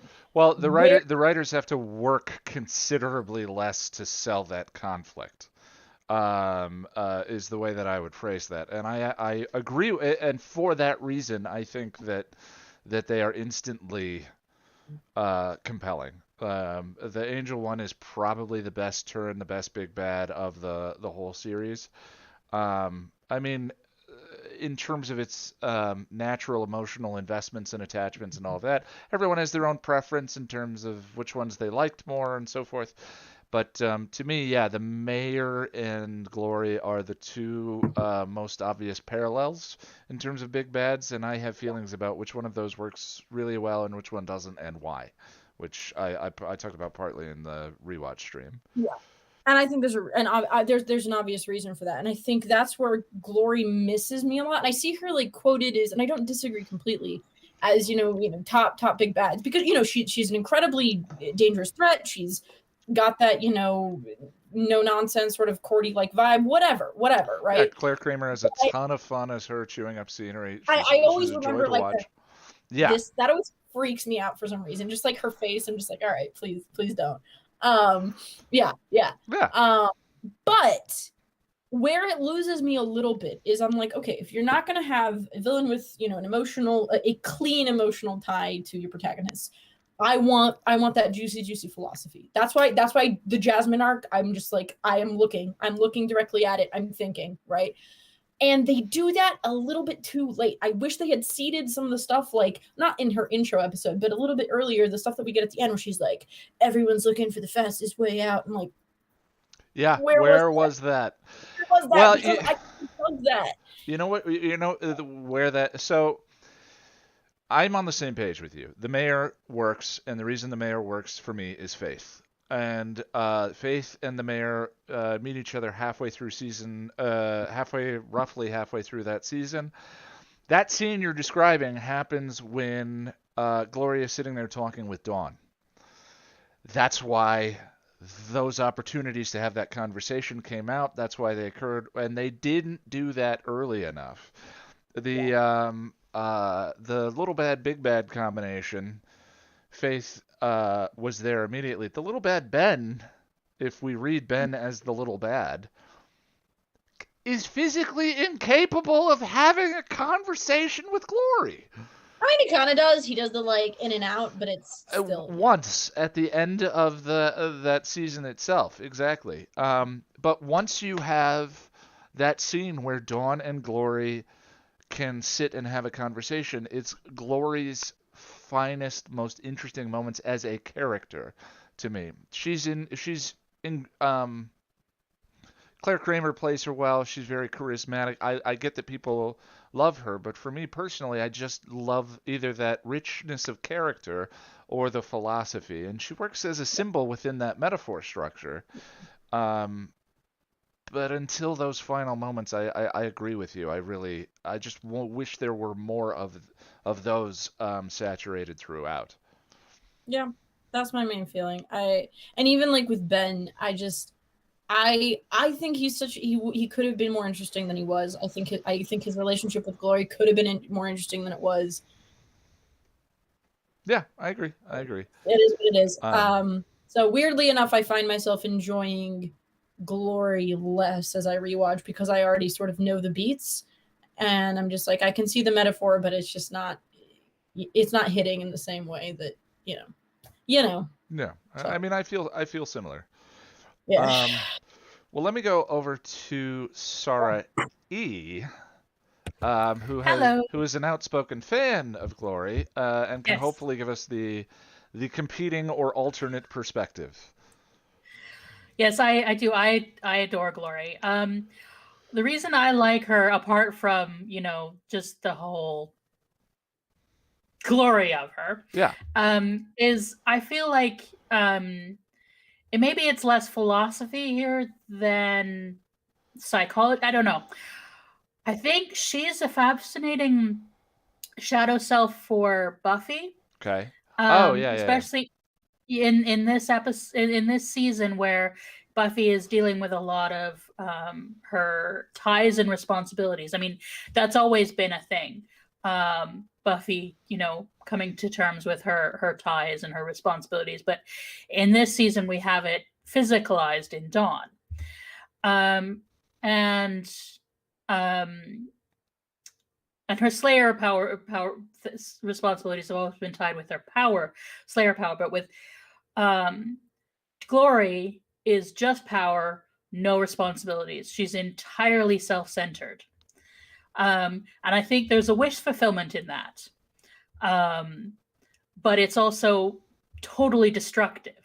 Like, we all have moments, and Buffy absolutely has moments where it's just like, can I just not have to worry about everybody else and like being responsible and being ethical and all that? I think everyone has moments where we want to sort of put that down and just go for what we want. And Glory is the personification of that. And the result is that she is like this, toxic destruction to everyone she comes across. Well, I mean, it's tell me where I'm wrong here. It sounds to me a bit like what you're describing is id without the superego. Yes. Which I feel like vampires as a metaphor we're already working as. What about Glory that do you enjoy? That you feel is sort of new to that perspective? I think because the vampires are that, but the vampires are not Buffy. With the exception of Drew, True, and Darla, who do have sort of connections drawn with them to Buffy. The vampires are mostly sort of like they're not embodied characters the way that Glory is, and they don't we mostly see them like living in hovels or we don't see them sort of like living the life and like going for it the way that Glory does. We don't see them like Glory's fashion choices are what Buffy would choose. Glory has hair like Buffy often has in when it's Bizarro World Buffy, she gets the curly hair, and this is what it's not a mistake that Claire Kramer looks so much like Michelle Gellar, Sarah Michelle Gellar. That we really get to see this sort of clear conflict between Buffy and a sort of a shadow self of her in a way we did with Cordelia and Faith, but I think Glory takes it to another level in the same way that Dawn takes the responsibilities angle to another level, and the ties to the world thing to another level than the Scoobies did, because the Scoobies don't necessarily they don't need her to live right in a like everyday way, yeah, like Dawn does when she becomes Dawn's when Joyce dies and she becomes Dawn's guardian. So yeah, and I think because this is a season about Buffy struggling with her power and her responsibilities, I think having Glory there as a personification of the internal struggle works for me. But not everybody likes sort of internal conflict stories as much as external conflict stories, and how we balance the two, is a matter of choice. Well, the way that you described her during the rewatch that I loved, which is a perspective on the character. I mean, I'm not particularly theater versed, but it seems to me that there's a particular kind of storytelling that as you talked about, that is much more performative and external versus internal and character driven. And you described Glory as a drag queen. Oh yeah, she is absolutely a drag queen. Yeah, which I love. Can you talk about that a little bit more and the ways in which she fits that? Well, drag is play with the performance of gender. And so for that we have to sort of remember that gender is performative. It's partly a performance, a thing that we do, that we present to the world, and also performative in that it's a thing we learn by repeating. This gets into Judith Butler and stuff, and people, and this is sort of different than gender as identity. This is the fun thing with the English language. We have so many words that mean multiple things. Yeah. Because the identity part is an internal thing, but I'm talking about the as in how we interact with the world thing. And so, yeah, Glory is pure drag. She is purely the performance of femininity, the performance of power. And yeah, it's chewing the scenery, and drag is one of those things that's not to everyone's taste. But I enjoy it. So yeah, I think, that's why I like Glory. But I also totally understand if other people are like, yeah, this is not quite my thing. Well, I mean, she's Marmite. When you're, I think that perspective adds a level of artistic complexity to her that I hadn't thought about. You know, I look at things from a very emotionally tactile perspective of, does it make me feel a thing? Do I identify with them? Do I not? You know, so on and so forth. And so a lot of times, if I don't get that access to them emotionally from the standpoint of a character, I struggle to remain interested.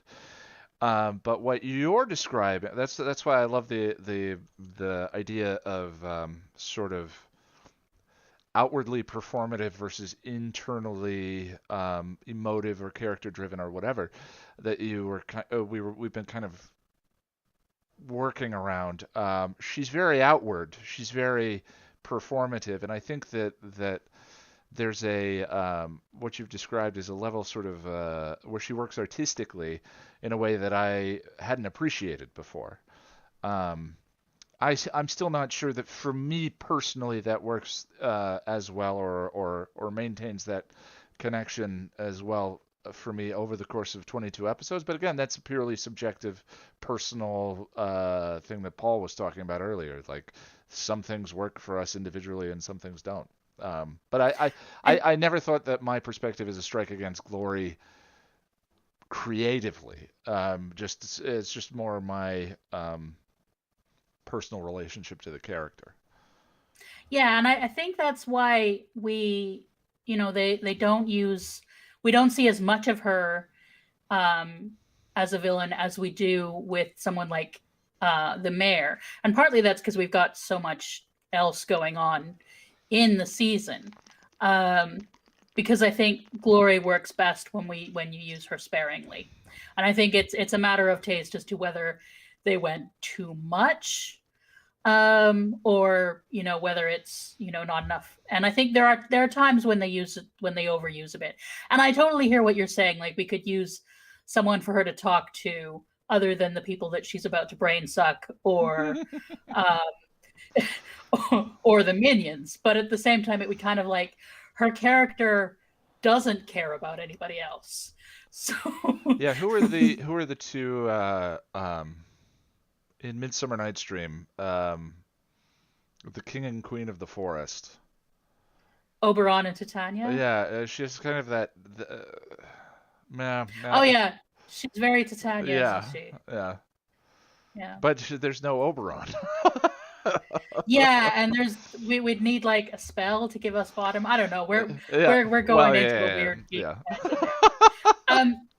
But there is something else about this episode I did want to talk about, something that I noticed when we were doing our watch thing. Which is there's a line from Riley in their scene where they're trying to talk, where he says, "How about we agree to take care of each other?"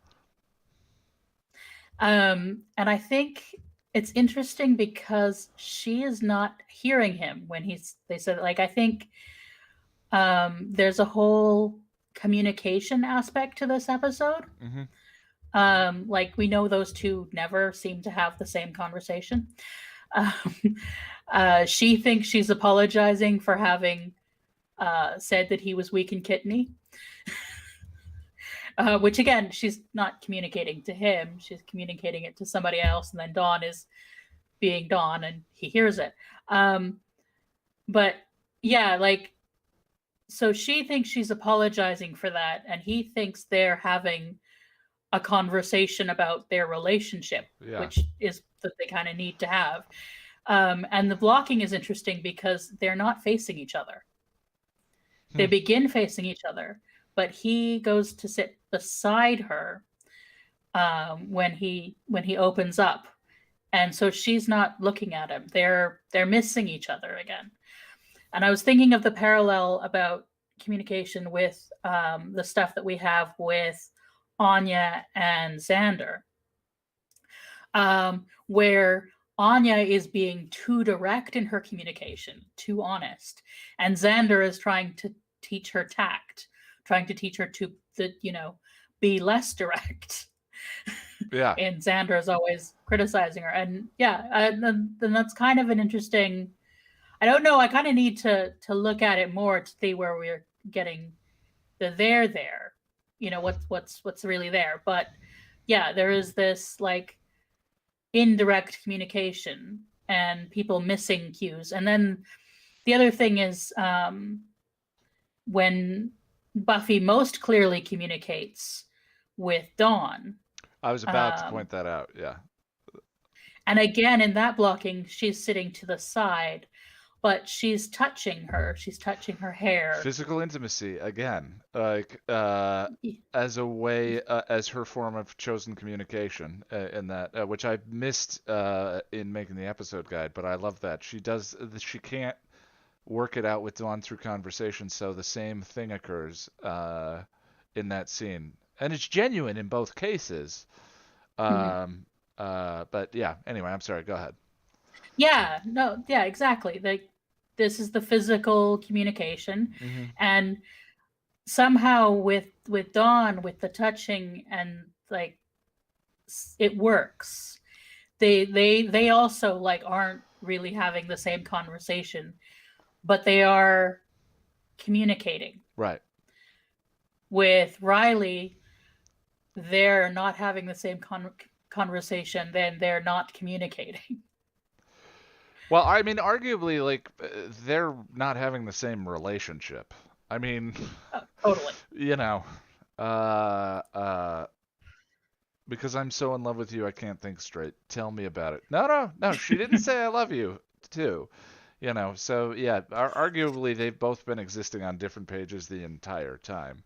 And I do think that moment with Dawn plays more as genuine intimacy and affection between the two of them, whereas whatever is going on with Buffy and Riley feels like something else. There's affection, but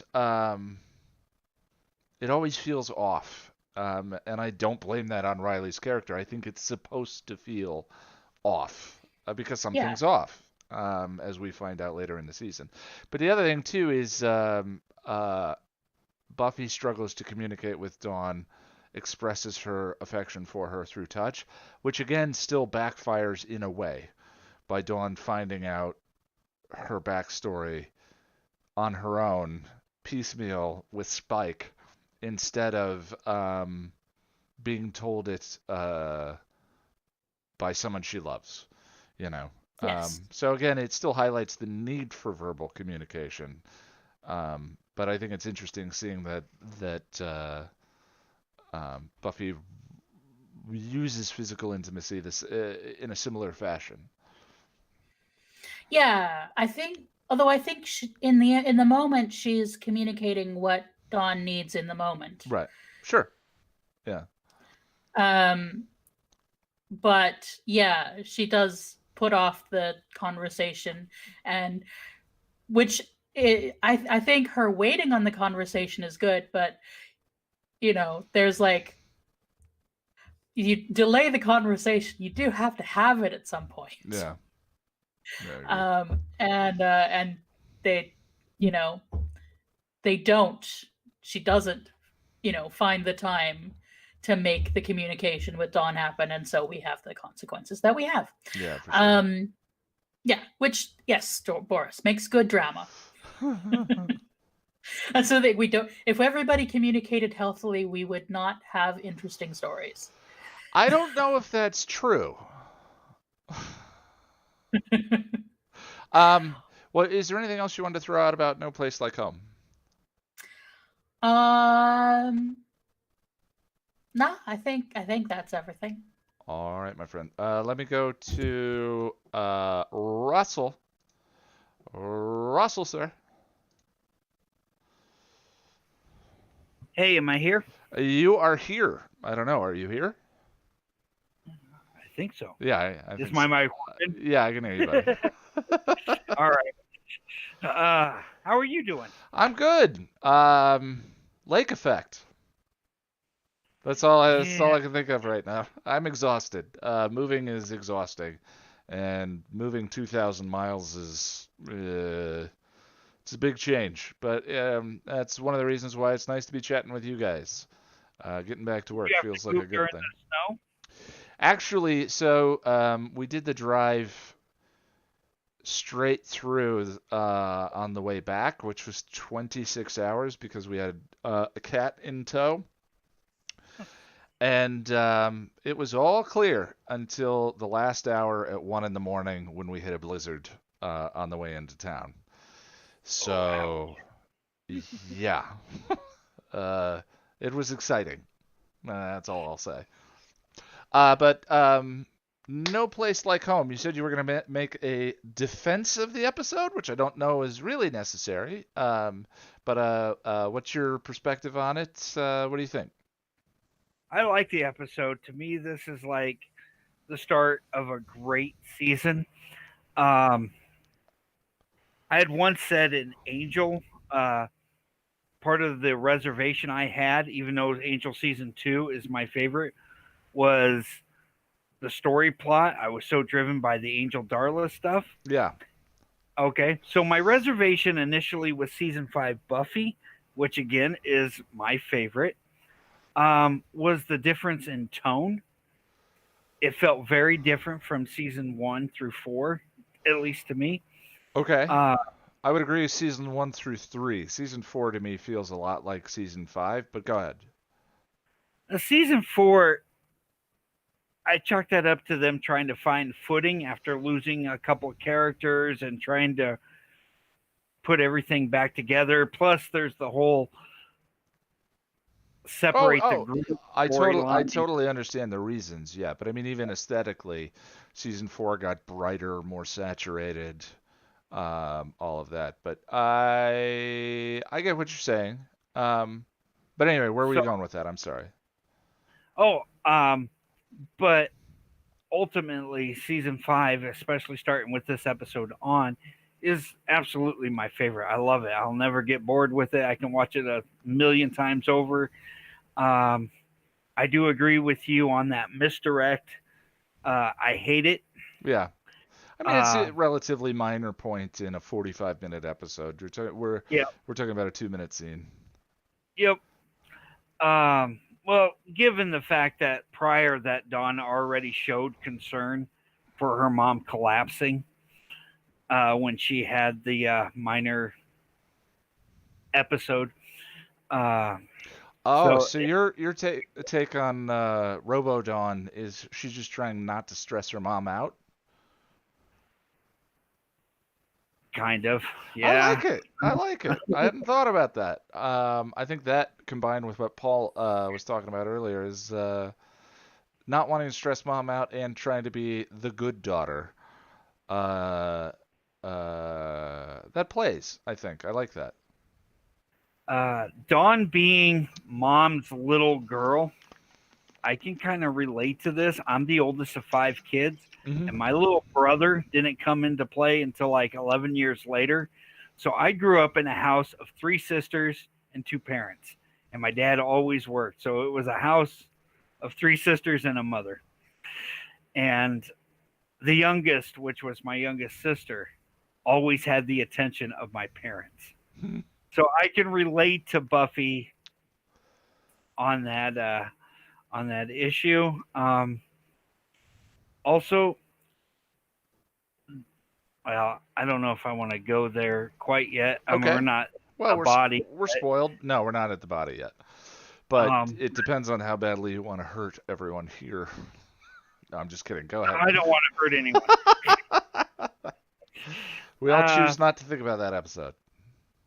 That's going to be an interesting discussion. Anyway, go ahead. I'm sorry, Russell. Joyce's what she goes through. I lost my dad when he was very young through a rare form of cancer, and so I definitely relate what they're going through this season. On that note, yeah, I don't want to comment too much on that. Sorry. No, it's okay. We'll get there. So let's see. Spike. There's one scene. I'm always yes, but I've been kind of holding back on my conversation of Spike because he develops quite a bit in this season, and I was struggling to find the right word. we had an argument of, can he love Buffy? Does he love Drusilla? It's obsession. Okay. Not love. And I think of that speech that Giles gives Xander in season 2. What is it? Bewitched, bothered, and bewildered. Yeah, Josh has your back. Selfish, banal obsession. Yes. Yeah. The only complicated thing would be season 6 opening episode where he stuck around to protect Dawn. There would be no motive to do that, and I struggle with that, but we can get there a little bit later. Okay. But yeah, as far as him loving Buffy, I think it's obsession. Well, I mean, the distinction that I've always tried to go with for the purposes of my writing was selfish versus selfless. Are you making the argument that love in all cases must be selfless? Or it's not love? Is that what you're saying? I pretty much agree with that. Okay. I think that's a more difficult argument, but we can get to it when an example actually rears its head in one of the episodes. Absolutely. And I love Glory and her introduction in here. That was pretty, excuse my language, it was pretty badass, her knocking that door over. It's an entrance. It's got to be one of the best entrances in the series. If not It's one of the my best favorite. entrance in the series, for sure. And her sneaking up on Buffy and, you think I'm stupid? And she's like, well, and smacks her across the room. And that whole fight, it was great, in my opinion. I think Kendra's entrance, once she actually has a line, is up there. But sorry, I'm still stuck on entrances. Anyway, go ahead. I apologize. Oh, you're good. Kendra's is great. The conversation between the monk and Buffy. Beautiful. It is. Yeah. It chokes me up every time when Buffy gets to the line, it's my life, and he's just grasping for air at that same point. Yeah. It's like, my life's over, pretty much. And you actually feel for the monk. But this season has some problems with monks just making ultimate decisions for people. Here, these monks created Dawn the Key, altered everyone's memory without say-so. You had the earlier monks in flashbacks create the first Slayer. That parallel there. Well, I agree with you. The monks are kind of a the more you, I think when you first go through the series, the Watchers feel benevolent's the wrong word, but they feel like one of the good guys. And then the more you watch the series, the less so I feel like that becomes. And a lot of the a lot of my own feelings about the monks were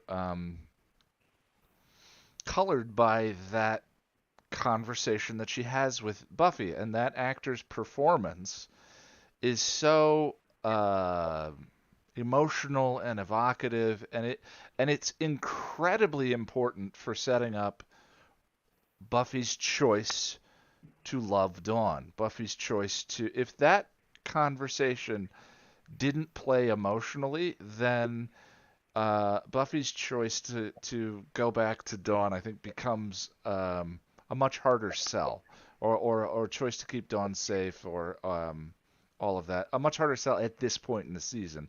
Their relationship develops over time. But on the other hand, it's such a beautiful little scene and a wonderful performance on both sides that kind of hides the fact that the monks, I don't think, are really good guys. To do all of this without communicating any of it with Buffy or Giles or anyone, to not have a conversation about this is just neither good nor bad, just kind of wrong.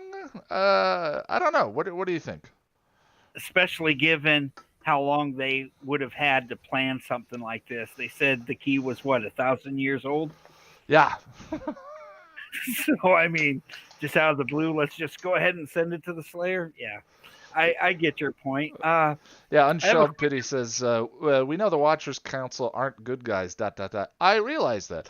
But did we know that the first time through the series? Or is that something that sort of understanding that grows as things go on? Once you get to the conflict and Helpless, I think it's relatively self-evident. But anyway, sorry, Russell, go ahead. I had a question for you, actually. All Listen to talk about Buffy and Dawn. Is it a choice to love Dawn, or is part of that the memories that are incorporated into her head? That's kind of my question to you. I think it's a good question. I think it's one that I'll have to that we'll have to get into. I think that to act from love is a choice. If we're talking strictly about love as an emotion, we don't choose our emotions, certainly. But to act with love, to act with compassion, I think is definitely a choice. Selfless versus selfish. And I think that Buffy's choice that she makes with Dawn is incredibly selfless. But no, I mean, I don't choose to be happy or sad or any of those things. I choose to pursue things that may fill my life with joy, but I can't choose to be joyful. I don't believe. I think that we sort of foster the soil that those emotions can grow in. But again, it depends. Love is such a general, broad term. It depends on the way in which you're defining love. But I think I think what you bring up is an important conversation for season 5. So yeah, I think I hit all my major points on this. And I just wanted your opinion and appreciate that. Thank you. All right, bud. So I think that's everything for me. Thank you. All right, let me go over to Mr. Boris. Mr. Boris, sir. Hello. Hello. Happy Saturday. Yay. Yay. So, No Place Like Home. I think you mentioned that you were unfortunately going to have negative things to say about it. I think just kind of broadly speaking, the episode's all over the map for people, so it's not like dumping on Hush. Well, that's true. Like I've definitely had bigger fish to fry, I guess. But, sure. But yeah, basically watching this episode again, like I kind of just like was watching it. I'm like, the plot is kind of bad. Like, well, from the standpoint of the episode, I may agree with you. Versus the standpoint of the arc, I think I have different feelings. But go ahead. Well, let's get into it. Okay. Well, first of all, we gotta start with the monks because, I mean, like Russell already kind of went into like all the moral problems. Like, we could go into that for all day, but like the whole setup here, like mainly that the one guy is in Sunnydale is a major problem because his presence there leads Glory to there, right. And that leads to a whole bunch of stuff. And it's like, why was he there? What was he actually doing? Because like it's not made explicitly clear. Like the Wikipedia implies that he was there to tell Buffy about it, but then like he apparently waited like 2 months, and like as we said, the key has been around for thousands of years. Yeah, that too. The best we see him, he's in like the warehouse with like the blueprint. Mm-hmm. And it's like, I don't know what he was like. Like people have suggested that he was looking for Buffy, but that's not even really made clear. And like, because I have to assume that he knows what Buffy looks like or something. It's not a big town, and it's like, and I doubt like the spell was a case where like you have to go to the Slayer to do the mojo because like Faith is the Slayer now, so like Right. that kind of screws things up. Yeah. In terms of where the ability to pass the Slayer power on, which is really the only way of distinguishing between the two of them. Faith is the one that has that power at the moment, Yeah. and Buffy does not. Yeah, so like that kind of complicates things. Okay, getting back to it. Yeah, also, so yeah, the whole thing with the monk is weird. The Dagon sphere, apparently he just left that around on the floor, and it's like that thing seemed pretty important to like your plan, like to like maybe deflect Glory a bit. So like, I don't know, because apparently like the guard said he just like found it, and it's like, dude, what are you doing? Which means the vampire had it. No, the vampire didn't have it. I don't think. Because like I thought she staked him, and yeah, it's just weird. Why is she there? Why is she in that place? Yeah, I was gonna say that too. Like, it's just so contrived that like Buffy just happened to be in this abandoned place with this vampire. The guard just shows up and just gives her this plot device, and it's so like forced and contrived. Like when you really look back on it, it's like, wow, I don't know. And like, and I didn't even go into this, but like, why out of all the places, why did the monk guy choose this abandoned place? Like, could he not have like found a better location or something? Like, well, I think oh yeah, he is hiding there, right? Yeah, 'cause she knocks the door down. What is his motivation for not coming out and telling Buffy or Giles or any of that? I think this starts to become a little bit like, why doesn't she kill Spike? On more and more frequent rewatches, you kind of go, eh.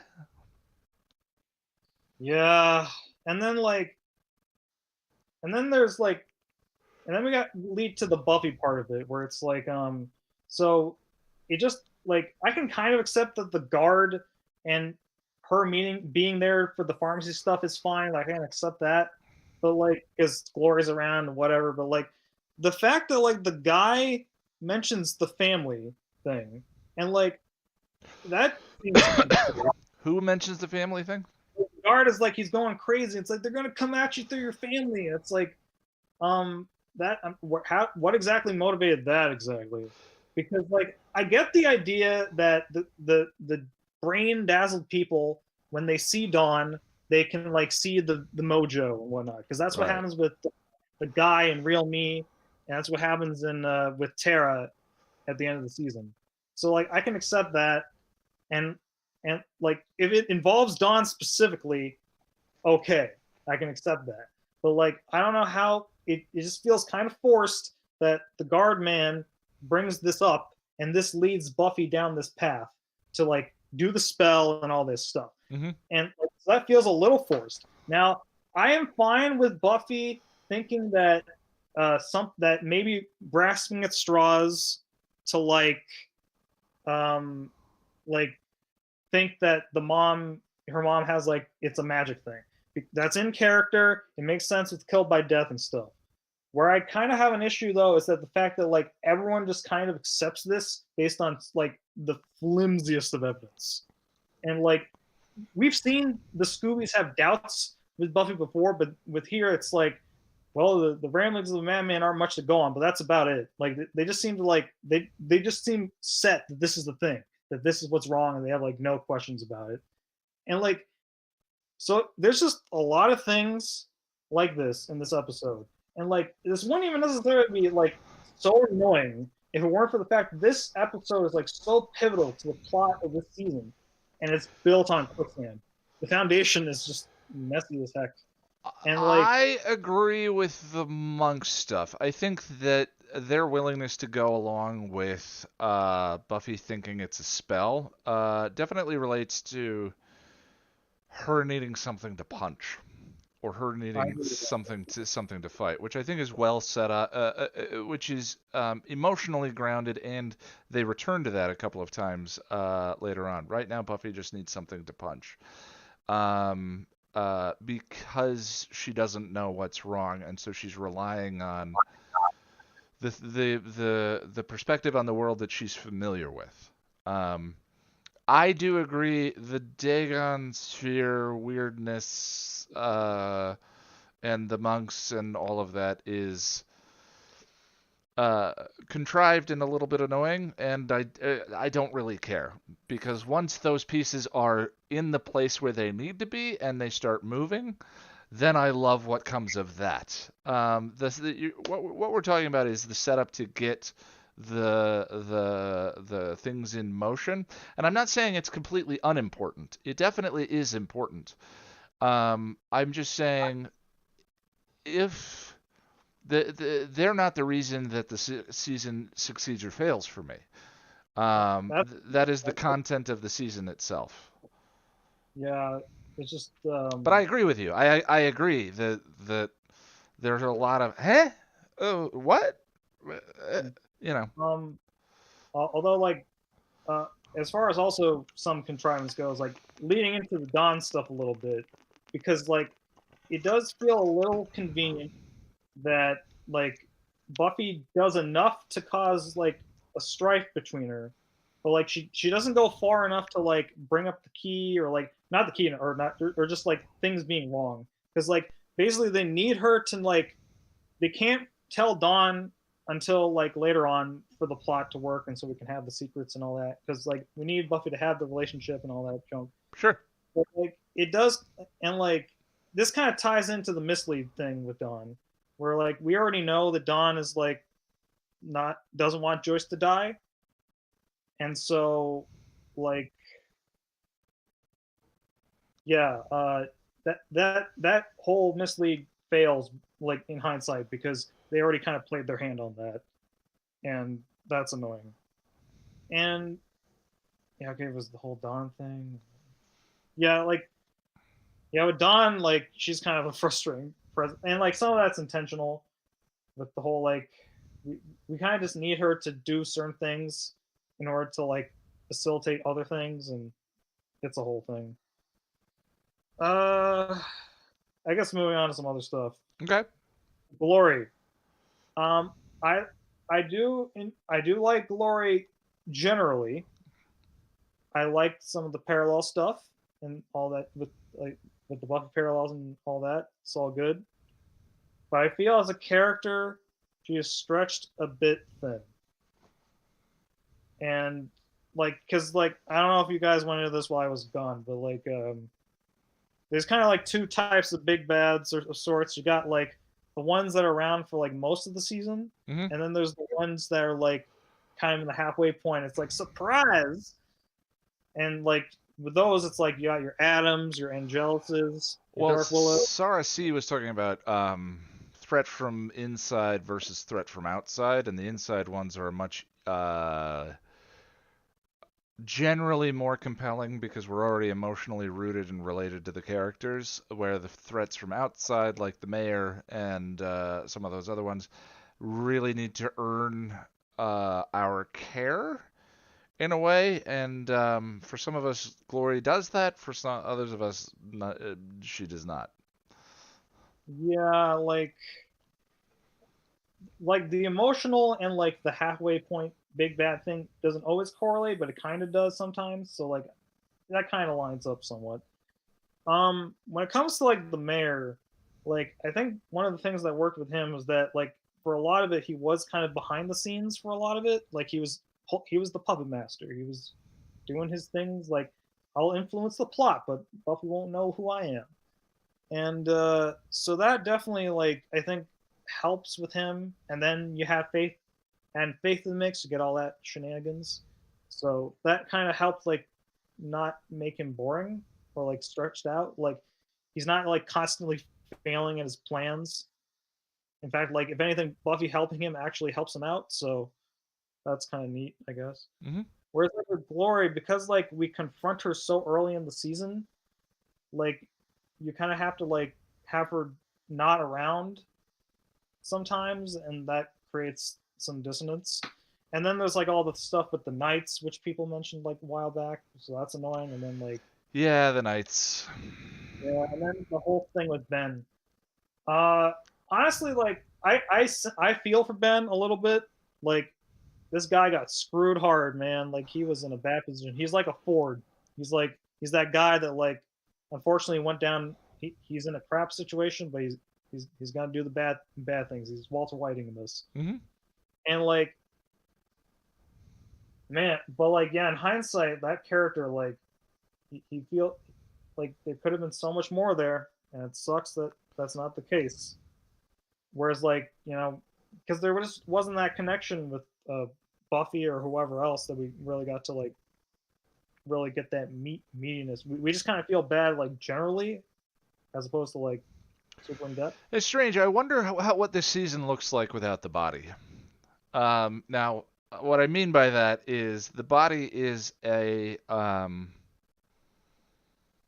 earthquake. It is a seismic shift in the middle of this season that they're dealing with for a couple episodes after, that is set up a couple episodes in advance, that utterly grabs the attention of the season. And I think I would never take the body away. I think the body is incredible. I think but I do wonder, thinking about some of these shortcomings, some of which I agree with. Glory's development as an individual, the Knights, so on and so forth. If the body doesn't exist in the middle of this season, do those things have more time to breathe, and to develop and to pull our interest, as opposed to this seismic event in the middle of the season that, in some ways, it's almost like the storytelling or the arc itself needs to recover or right itself in order to move on, and that works symbolically, metaphorically. The body is beautiful.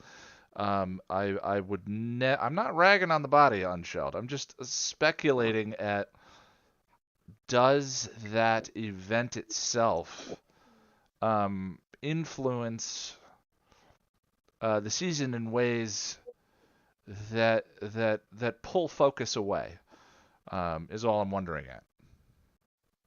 Yeah. I guess on that note, because in just regards to season 5 in general, I got spoiled for both like the Joyce death and even just the body, what that episode was going for.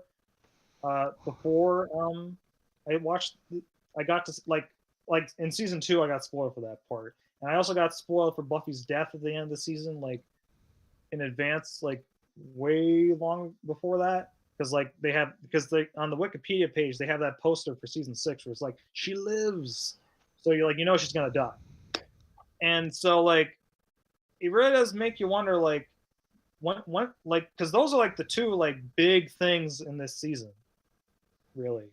They're kind of like everything it all circles around. So like, and like honestly like with parts of this season kind of getting to some of those moments, it was a little off. Like, I mean, like, Listening to Fear is a good example. Like, that episode, like, on its own, kind of suffers in places. Like the whole Joyce arc with the illness is kind of like, whether for good or for ill, like, it's kind of like, it's going along, and then, like, it kind of stops for a while, and then it comes back. And while that's very effective in terms of, like, real-life stuff, where it's like, stuff happens, and it's horrible, it is kind of a weird pacing thing. And that's kind of, it's kind of a weird thing with this season generally. Yeah, and then like, and I guess the other big thing with this season is the whole Spike thing, but that might be a whole other conversation for another time. Yeah, we'll get there. I mean, Fool for Love is coming up, so.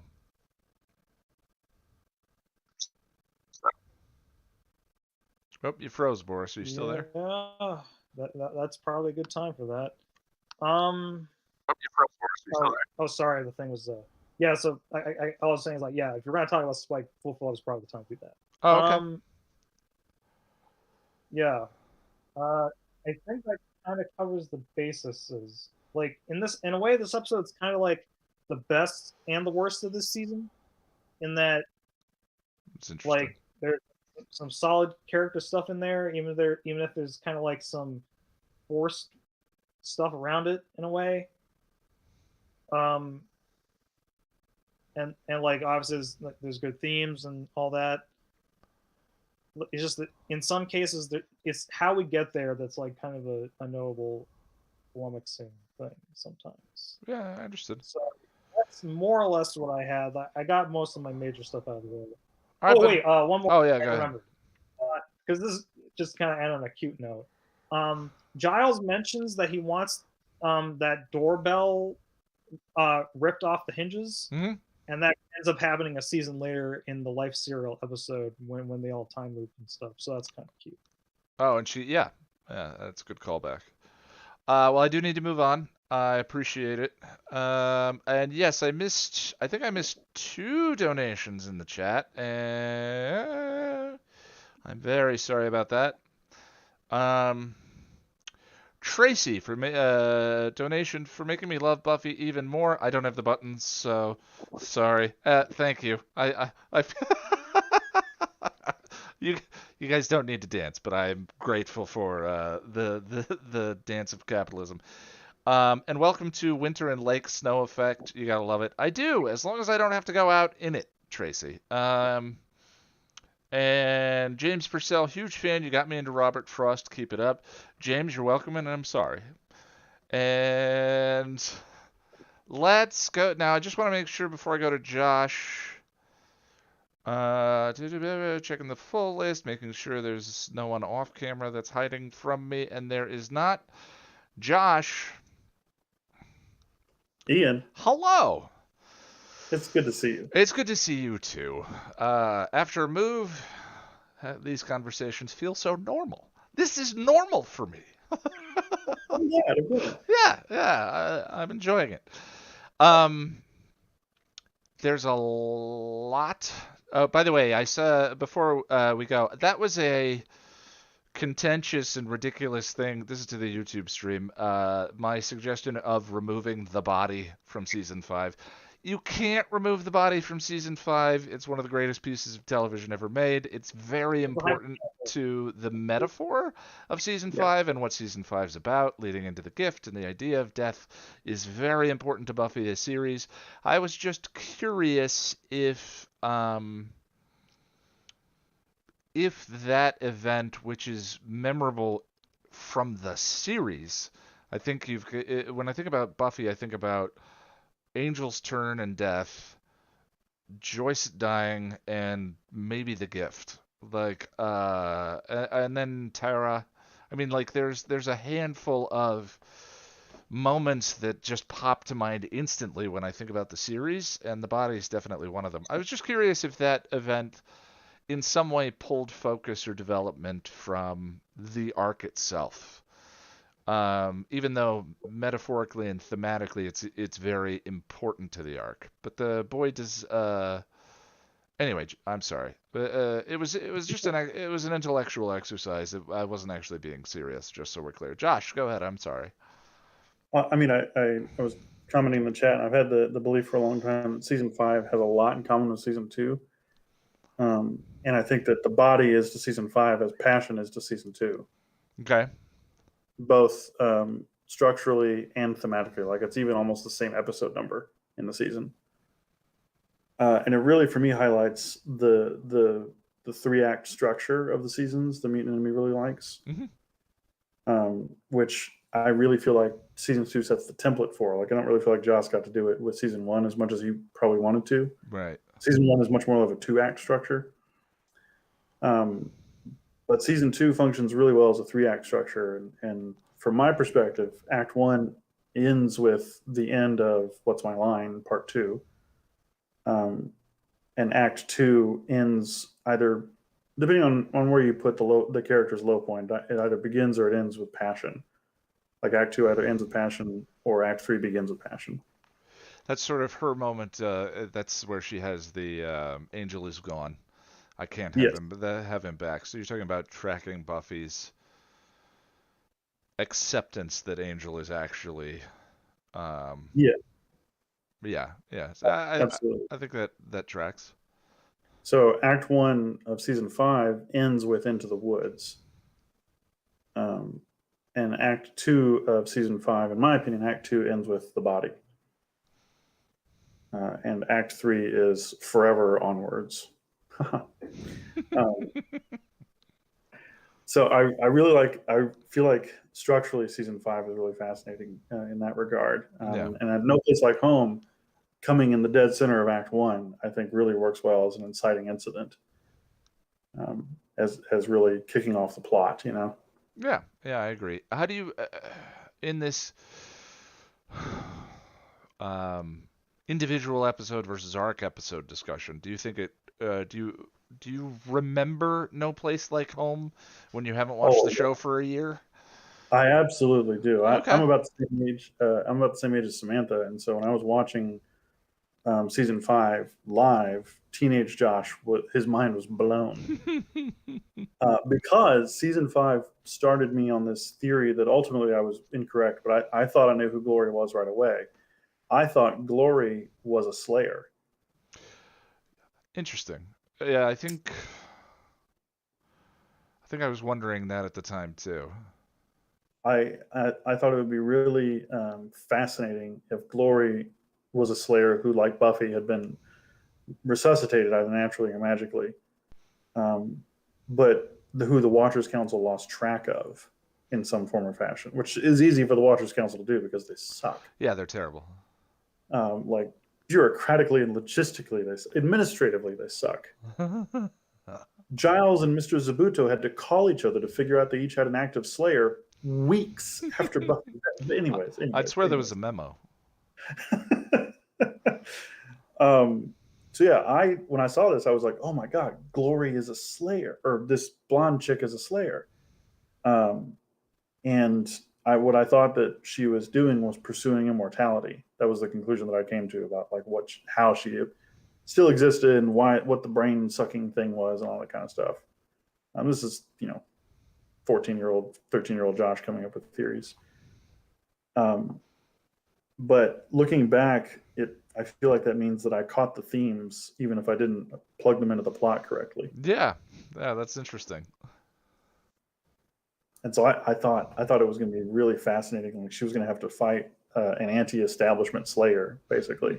Like Glory was just done with the world because the Watchers Council had screwed her over and all that kind of stuff. Yeah. Wound up not being true, of course, but I remember No Place Like Home really well because I was just like, what? Well, and I mean, it is the from the standpoint of the arc, it is the big reveal of kind of. I just think it's so fascinating what they did with Dawn, to be willing to do that for 4 episodes, to pretend 4 Absolutely. episodes is a lot. To pretend that nothing's wrong, that this is all normal. I mean, with an occasional Curzon Way reference, maybe. No one knows the real me, but they'll find out, which is clearly David Fury, or was that Greenwald? I don't know. I always get them confused on that one. One of the Davids. One of the Davids. That's a writer line as opposed to a Dawn line. But to wait this long is. Whatever you think of the episode individually, I think it's so interesting, and it's one of the things that makes Buffy Buffy. They're like this use of the child character, the late in the series new cute kid thing, which is the trope that they're subverting by bringing in Dawn. I think is so unique and interesting and incredible storytelling. I mean, whatever we have to say about the ways in which they got the pieces onto the board, once the board is moving, it is pretty spectacular.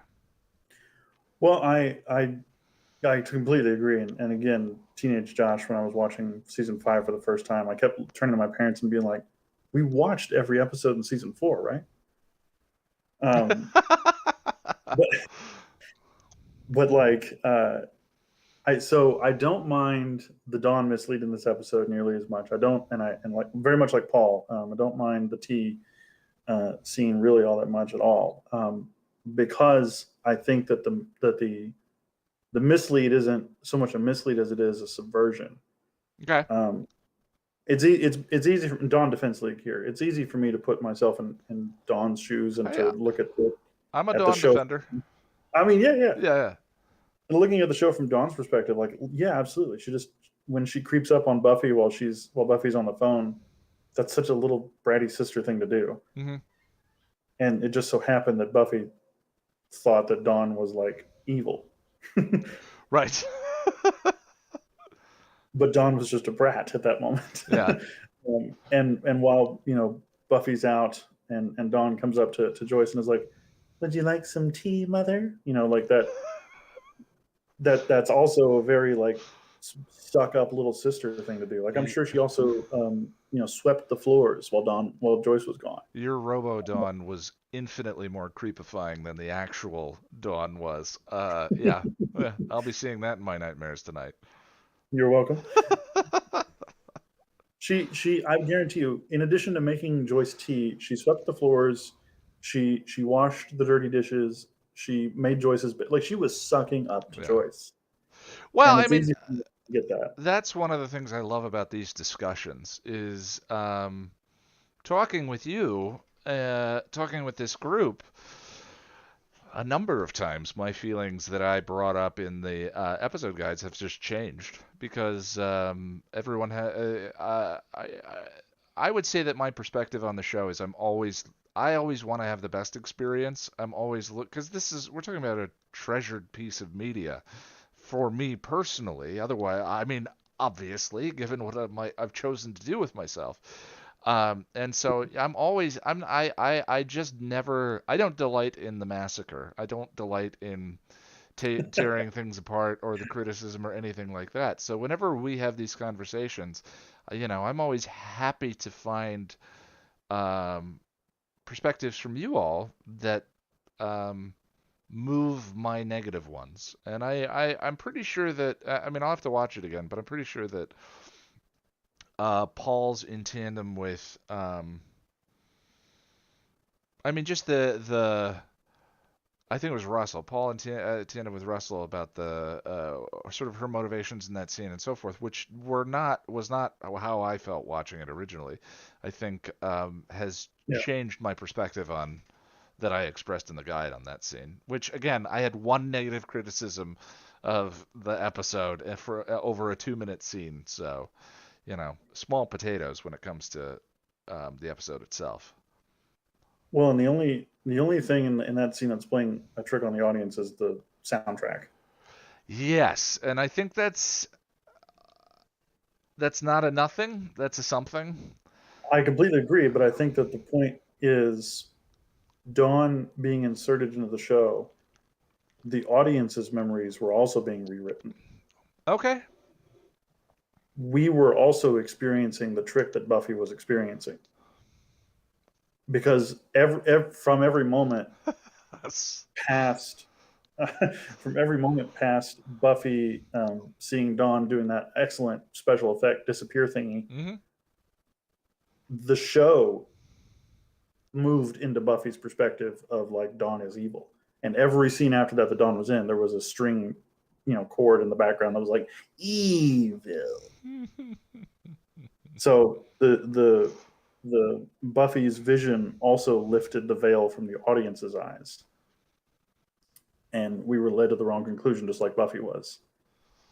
Which to me is the best part of Dawn's subversion, because from the first moment where she shows up at the very end and they're like, "Mom," and then when we get into Real Me and she's writing in her evil diary, like I, as an audience member, was like, okay, so Dawn's evil. Like that's what's happening here. Yeah. An evil creature has been inserted into Buffy's life, and eventually she will evil, and Buffy will have to fight her, but she thinks she's her sister, and so she'll have to fight her own like perception of I'm slaughtering my teenage sister for the good of humanity or whatever. And so this episode felt like the confirmation finally of like, okay, so finally we get that she's evil. And for me, the best reveal was that she wasn't evil. The best reveal was that she was innocent. It's unexpectedly anticlimactic, and normally anticlimactic is considered a pejorative or a negative, but I think that that was my struggle with it initially on the first run through of the series, is the fact that she is none of those things, the fact that she is just her sister, human. Yeah. It's great. is great, but it's also a challenge to grok too. Initially on, because it's none of those other things. It's not what we've come to expect as a television consuming audience. Yeah, and ordinarily those other subversions that we've talked about, I am a god, and then Hulk slamming him across the floor, are equally climactic, just unexpected. And I think that her just being her sister is great, and I love it. But I understand people's challenges in kind of accepting it. The interesting thing, I've been thinking about this in this conversation. We reach I feel like I reach a point with beloved shows this deep in the series where you don't like the characters. You don't want anything to change. You don't realize it, but you love the relationships so much. You love it's comforting, and comforting by definition is familiar. And so a lot of shows fall into that trap of giving you the same thing, especially sitcoms, where the characters become caricatures of themselves and give you the same thing over and over again, because I think the writers are afraid to make changes, but what they don't realize is that we good storytelling has change and developments and all of that, and Buffy continues to change. The situations continue to change, but it's tough. It's tough to deal with. It is. And I think that like growing up. Yeah, it's kind of like growing up. It's interesting how that works the same way, where the beginning of season 5 has that comfy blanky thing, and I think that I resisted Dawn and part of what season 5 was about on that same basis of this is this thing I love, I cherish, am familiar with, and I don't want it to change. Tom says thanks for the tour, Josh.